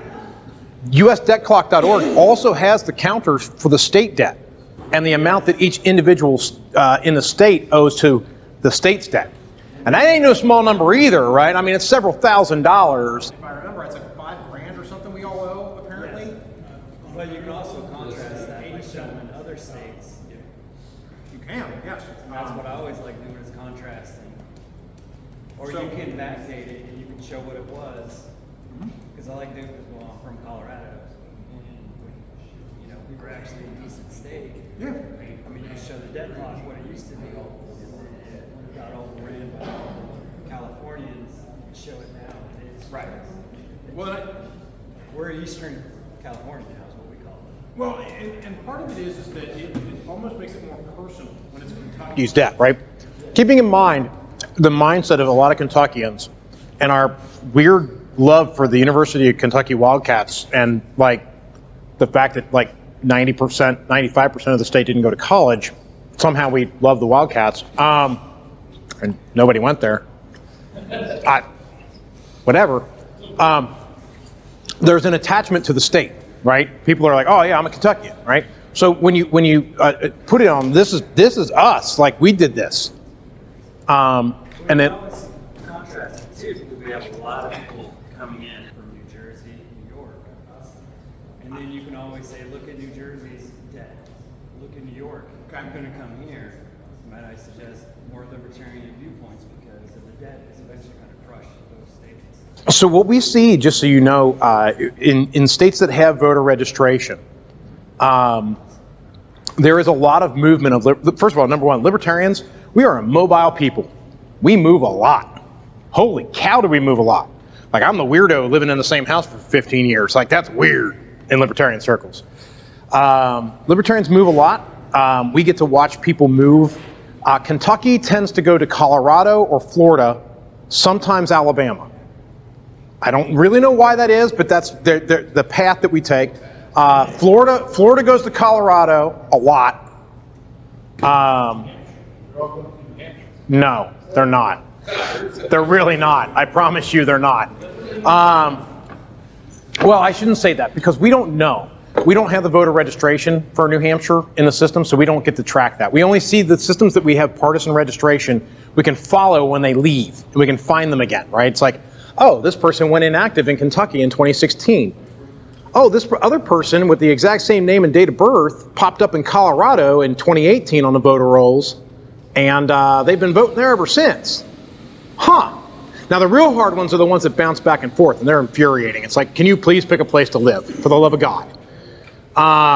Yes, and some of the interesting ones you get to see where people vote in 2 states and that kind of stuff, and that's like, yeah, that's illegal. What the hell's wrong with you? So I've talked to a person like that once, and they're like, oh, I only vote federal elections in this state, and I vote in locals in this one. I'm like, still illegal, bud. I don't give a shit how you justify it. It's against the law. So, because that's the problem. It's not on the same day. That's part of my campaign. Election day is not the same day. You can vote early. You can literally take a cross-country trip and vote in 30 goddamn states and vote only in one every day. It's stupid. We shouldn't be able to vote. 30 days of voting is dumb. Vote on election day. What's that?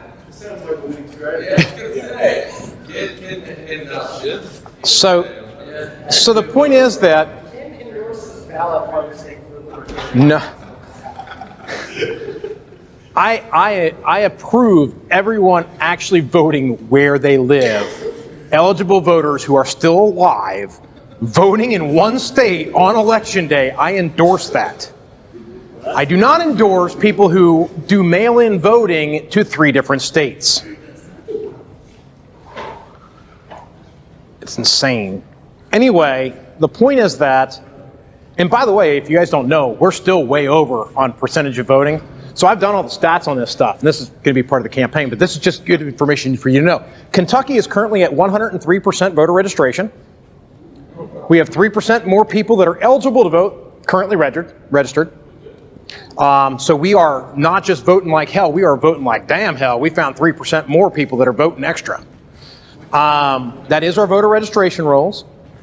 That is down. They did cut some people out, and that's good. But most states are at like 70%. Like the average voter registration around the country is closer to 70 to 75, with the lowest being 50%. I forget which state that was. And we are the highest at 100. It used to be 110 or so. And this is a real problem just generally, because you're going to find this when you start going through the voter rolls and you start going to the CRM. We're taking that data right from the voter rolls. They don't live here. But he's still voting.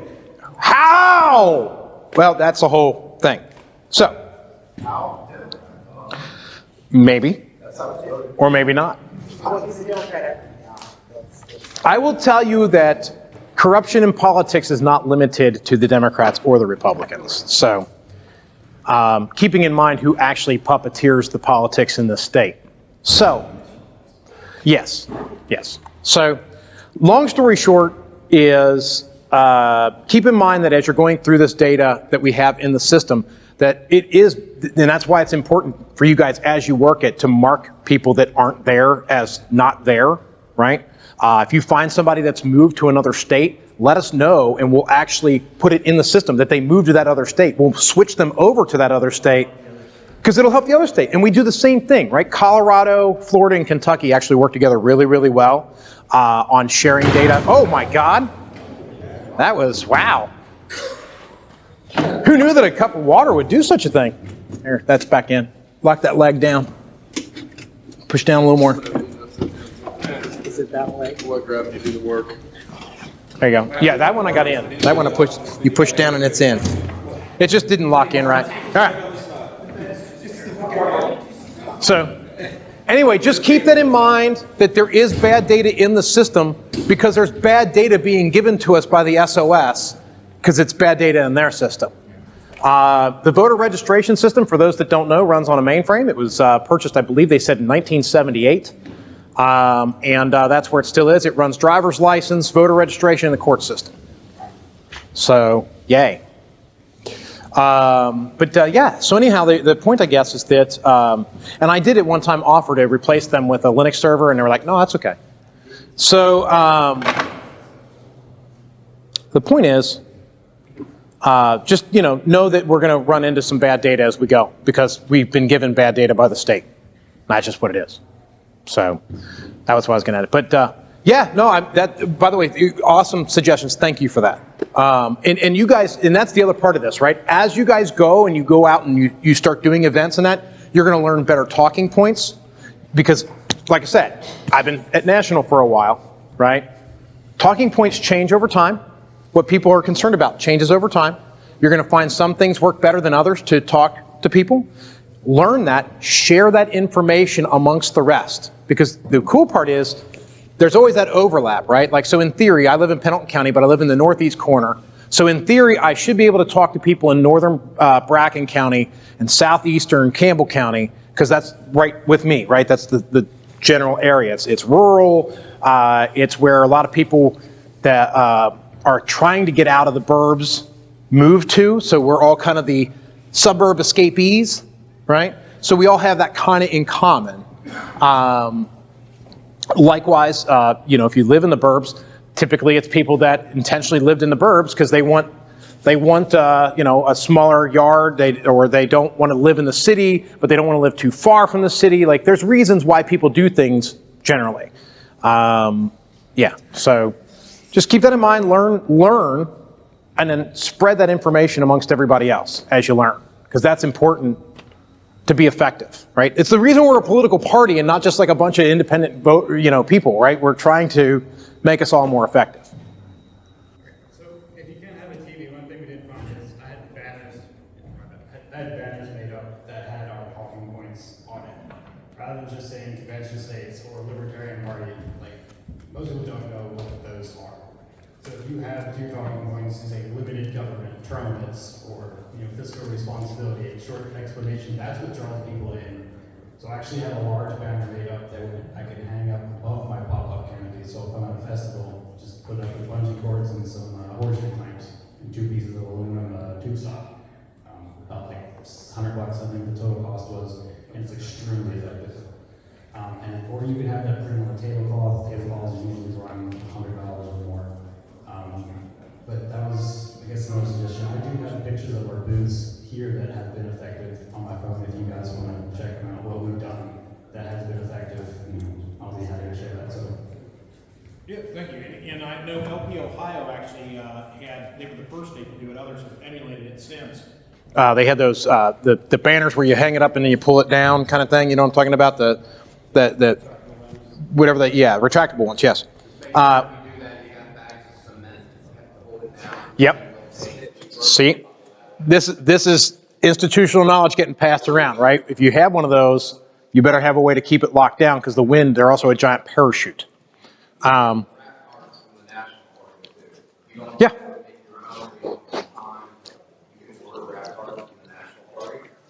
Well, and what I was going to get at was on the pull downs, what you guys had was the clowns to the left of me, jokers to the right.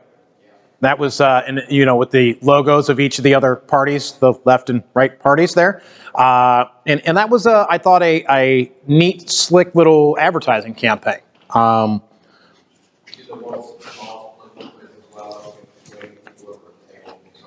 Yes. The best thing you want to do is you don't want it to be all libertarian stuff. Have something for people to come do that's just like something fun to do. So if you can get like a wheel to spin and win a little prize, whether it be like a t-shirt or, a pen or something like that. You want something that's going to bring people to the table. It's not necessarily libertarian related, and then while they're there, it's a real event. Yep, that just gives me an idea of a silly game for us internally. Be like a Wheel of Fortune where you pick the thing up and it's like, win $1,000, pick it up, you win World War III. Where it's not really what you want. Anyway, no, it's very good points, right? Again, that kind of goes back to the balloons, that kind of stuff, like things that normal people will just be like, oh, okay, I just want to get some swag, swag hounds, that's fine. Candy is good, bowl candy on the table for the kids. Bring the kids over, the parents will come with them. We did a t-shirt raffle for my friends on city council. We have an event called First Friday, and you can get things back. Get a t-shirt raffle where free entries, which had to give us your information. Yeah. And you had to tell us your name, email address, and your physical address. So we were able to capture all that and give out t-shirts. Nice. 20 people signed up, 2 t-shirts, it was well worth the information. Okay. Any other questions, thoughts, concerns, anything you guys have, anything that's been said here that you're like, that sounds interesting, but maybe I don't, understand. There are no dumb questions here. It literally is, this is knowledge sharing. I'm trying to dump what I know out so you guys can go use it. Likewise, if anybody else has ideas or thoughts. Joel. I just have one. I kind of wanted to run this by y'all. I've been talking a lot with Julie Cantwell, the Custom Medical Moms group and all that, and she approved of this. I've been run by her first, but last night I had the idea, last night this morning I can't remember, but I'm big for the Kentucky medical marijuana stuff. That's my thing. But I was kind of thinking everybody knows what's stopping the marijuana. It's the booze industry.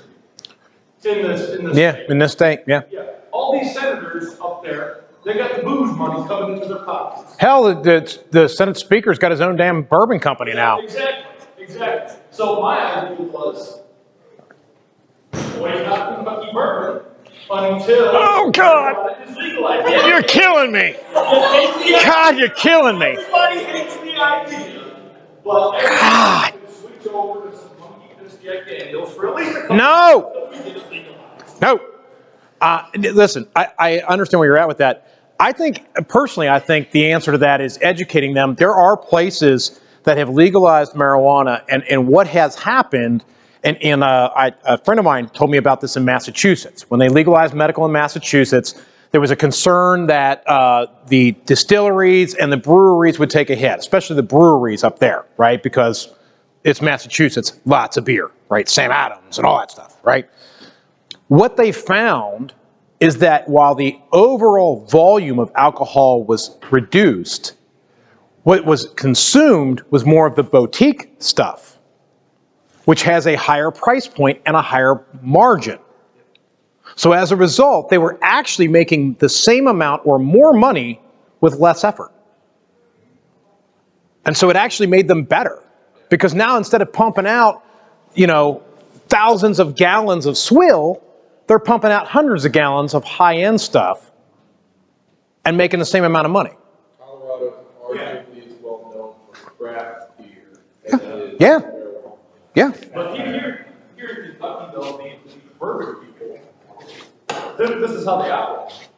My bourbon makes me money. My bourbon makes me money. My bourbon makes me money. That's Yep. So by doing something like this, all we have to do is simply, basically, just everybody start talking about it, announce it. Right. They see that, they're in session now, they're gonna see that, and they're gonna think, ooh, this could bring some pain. But it's gonna be an eye-opener. It's Right. gonna get at least open their eyes. Well, I think the main thing with the marijuana issue generally is that we have industrial hemp, right? But what that's created is this monstrous bureaucracy of regulation, which all bureaucracies have cost, right? There's a cost to any bureaucracy. Plus, it leads to enforcement, and even anytime you give government the power to enforce something, it gives some bureaucrat the ability to selectively enforce something. And so a guy who ran for agriculture commissioner the last time around as a Republican, lost in the primary. He had been the victim of the agriculture commission, the agriculture guys came out and tested his industrial hemp when they knew it would test the highest for THC. Because there's cycles to all this, and I've never smoked marijuana. It's not my thing, but because it's Kentucky, because of industrial hemp and all that, I've watched all this. There is a time, based upon the weather, the temperature, the growth, and the cycle of the plant's life, where it peaks in THC content. And they came out and intentionally tested his field at the time when it peaked. Went, oh, sorry, you're 0.1% over, and they burnt his field down because he pissed off the wrong person. That's ridiculous, right? And that's why he ran. He did not win, but that's why he ran. The reality is, in my mind, I know medical marijuana is important, and I think it's a great reason, but in my mind, we should just go directly to full legalization, stop regulating any of it, and medical should be tax-free, because it is immoral to tax medicine, absolutely immoral to tax medicine, right? And if we can go and we talk about the bureaucracy and the cost and the selective enforcement and the nonsense around industrial, and what are we saving people from, right? Eating a bag of Doritos? I mean, come on, man. I've been around in the LP, I've been around people smoking marijuana because of the LP. And I always joke, but it's true. The only thing in danger is a bag of Doritos, a box of Ho-Hos, probably a large pizza. Like, that's what's in danger when people are consuming marijuana, right? Every person I've ever seen consume marijuana isn't getting destroyed high and getting behind the wheel. They're not doing anything other than hanging out, consuming marijuana in some form, having a good time, and going to bed. Like, that's it. And eating some food, before they go to bed. And I'm like, that's not harming anyone. There's no harm here. Who are we protecting? No one's being harmed. There's not even the person consuming it isn't being harmed. So it's not even, you can't even justify it from protecting someone from themselves. There's nothing to protect here. And I think that's the key thing. And I wish, Joel, somebody would consider running for agriculture commissioner, perhaps on a platform like that. That was actually what I was hoping someone would do, is run on a full legalization platform for ag, because it will increase our revenue into the state, right? We don't have to go stupid like they've done in other states and charge 20 and 30% taxes. I can shut up anytime. No.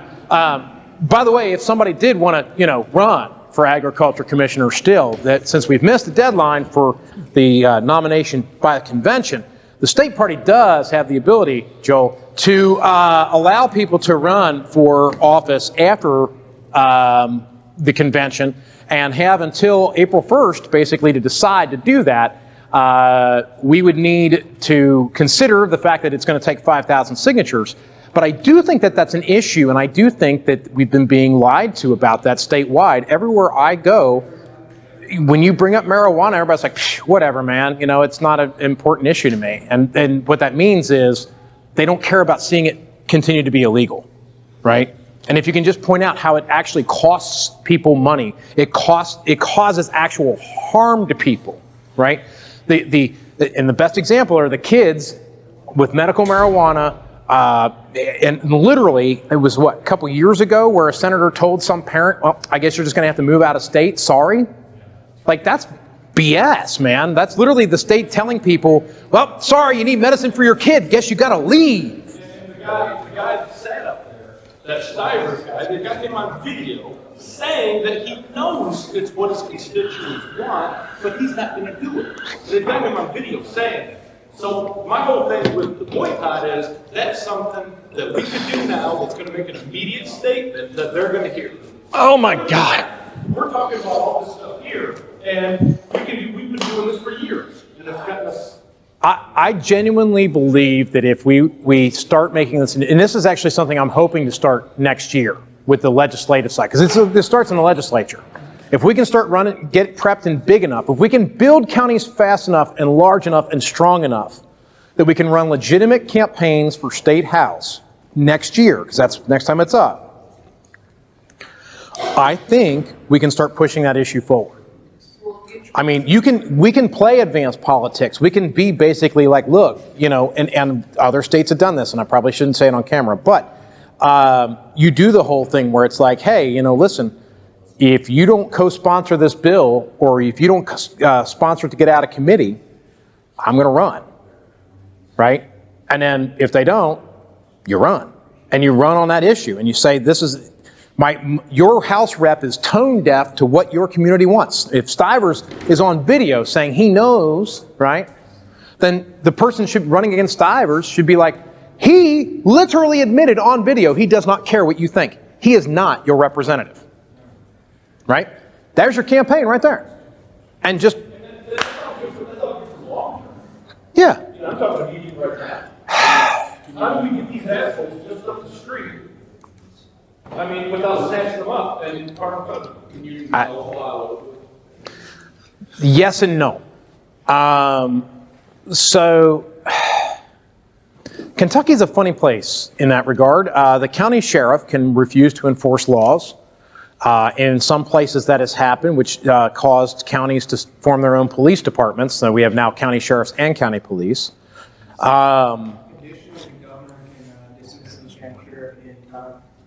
Yeah, there's that. The county sheriff can be dismissed if they refuse. And more to the point, the state police, you know, do have authority, unfortunately, under Kentucky law to basically operate anywhere, anytime, anything. The governor's personal police force, basically. You can't have a police state without state police. Right. Yeah. So I don't know that nullification would work. I mean, it would. I will tell you that as you know, we moved from meth into opioid problems in the state, and you know, going back to what is the actual problem with drug use, it's addiction, right? That's important to note, is that drug use isn't the problem, addiction's the problem. Addiction is what destroys lives. As the opioid epidemic, which by the way was exacerbated by the General Assembly by cutting off the pill mills cold and sending a bunch of people who had accidentally become addicted to opioid pills to the street, dumbasses. As that accelerated, there were numerous city police chiefs that I had heard either directly or indirectly saying they're not busting people for marijuana. I heard a story indirectly that a chief actually yelled at his officers for arresting someone for marijuana and said they would fire them if they did it again. Because the reality is, I mean, marijuana is not the problem, right? And honestly, and that's the saddest part about all of it, right, is addiction and all that is a problem. And the black market and the way we handle drug addiction is really at the core of the problem of all of it. And that's a whole other conversation, but it touches on a lot. It does. Because you can get into the cartel. But is there any other thing? Is there any other immediate right now to get them to open their eyes? I mean, the thing is, if you can't really wake up early because it's too big. you can't wake up early because they don't want to sell people Kentucky anyway. That's, he's right. Anymore, most of it's not sold here anyhow. I was saying you can't wake up early because they don't want to sell people Kentucky anyway, because we pay the lowest yield, we have certain and all that. They will rather export to Japan, China, South America, et cetera. Yeah, we started here, and we communicate to our people in other states. My brother in Ohio who sucks down Kentucky bourbon, I tell him, you're on Jack from now on, okay? You know, we reach out of the state. Unless you close the Toyota plant, you stop 1,000 Japanese men from flying here and not fly back to see this full day, because I worked there, I worked college, I can tell you that, it's absolutely crazy afternoon. How effective it is, that doesn't really matter. We want them to see it, that's what we want them to see. We want them to see this message. I actually think now that brings up a good point about the fact that most of it's not sold here anyway. And I think that's actually the right tactic is, so what? Like, if marijuana were legalized here, most of it's not being sold here anyway. But you can't tell them that. When I argue with people about it, it's basically I just bring up the cartels. Yeah. The cartels getting rich with it being a black market. Yeah. So what happens is you get a school bus full of kids and teachers that are beheaded because the cartels wanted to show that they have the muscles. But if you legalize it, cut off the cartels. And remember that time the cartels actually had to go to light bulbs for a while. Yeah. Because all the states started opening, Colorado, California, started opening medical's recreational. Yeah. They even went to light bulbs because you think that the light bulb was legal here, so they went to the black market, and then the cartels started shipping in light bulbs from Mexico. Nice.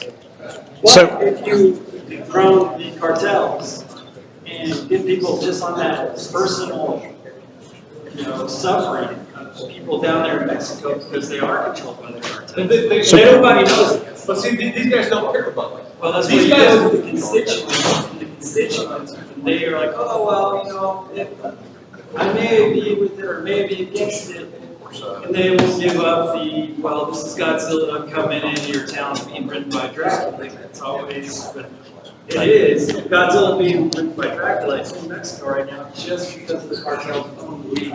all right. Because it's a black market. Yeah.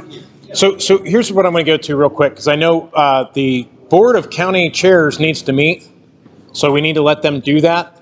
We need to find out a way to continue the conversation. We don't really have that right now. Like internally in the party, we don't have an asset to do that. Nationally, we looked at setting up a Mattermost server. We looked at setting up a Matrix Riot server. We've looked at different chat systems that we can set up and control, but also decentralize. Yes? There's already a Slack team for LPKY. Yeah, but does anybody use the Slack anymore? Because, like, That's why I'm bringing it up. yeah. Well, so what we talked about doing, and real quick here, and maybe this is something for the Board of County Chairs to decide what to do here, but we need a mechanism to communicate internally. Part of that needs to be something that can't be shut down. Like if Slack decided one day libertarians aren't allowed, that would be disruptive. Especially since it's the freebie account and they could just be like, nah, we just don't give you free stuff anymore, right? So we need to talk about that. We need a way to communicate internally that's decentralized and, able to be, if one provider decides to cut us off, we're not screwed. And that is a lot of what I do internally at National anymore. It's like, how do we control our own destiny and not have some megacorp decide one day, oh, you're cut off. Haha. Haha. Yeah. Yeah, not that the FBI or CIA have ever been involved in any sort of communication platforms. No, not at all. So, right. So we need to figure that out. I think it's something the Board of County Commissioners could talk about, or county chairs could talk about. It's also something we're talking about at National. And just so you know, real quick, at National, some of the things we're looking at doing going forward, creating single sign-on so that you have one password to all the stuff, one login, one password to be tied to your LPKY email address, basically.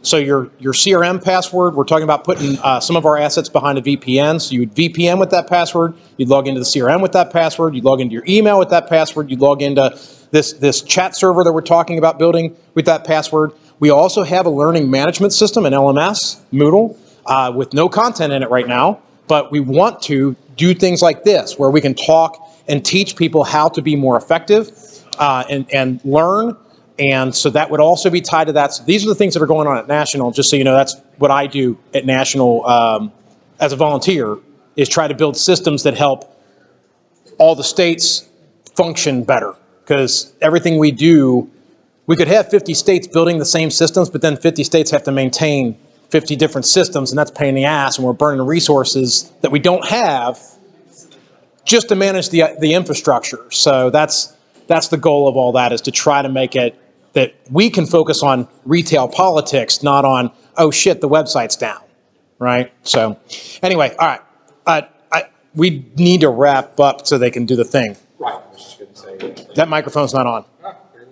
Push it down for a minute and it'll, yeah. I was just going to say thank you for sharing this knowledge. All right. Yeah. Yay. And thank you all, actually, more importantly, thank all of you for listening and volunteering and helping grow. Because it not just benefits you, it benefits me, right? Everything we do to increase liberty, it benefits all of us.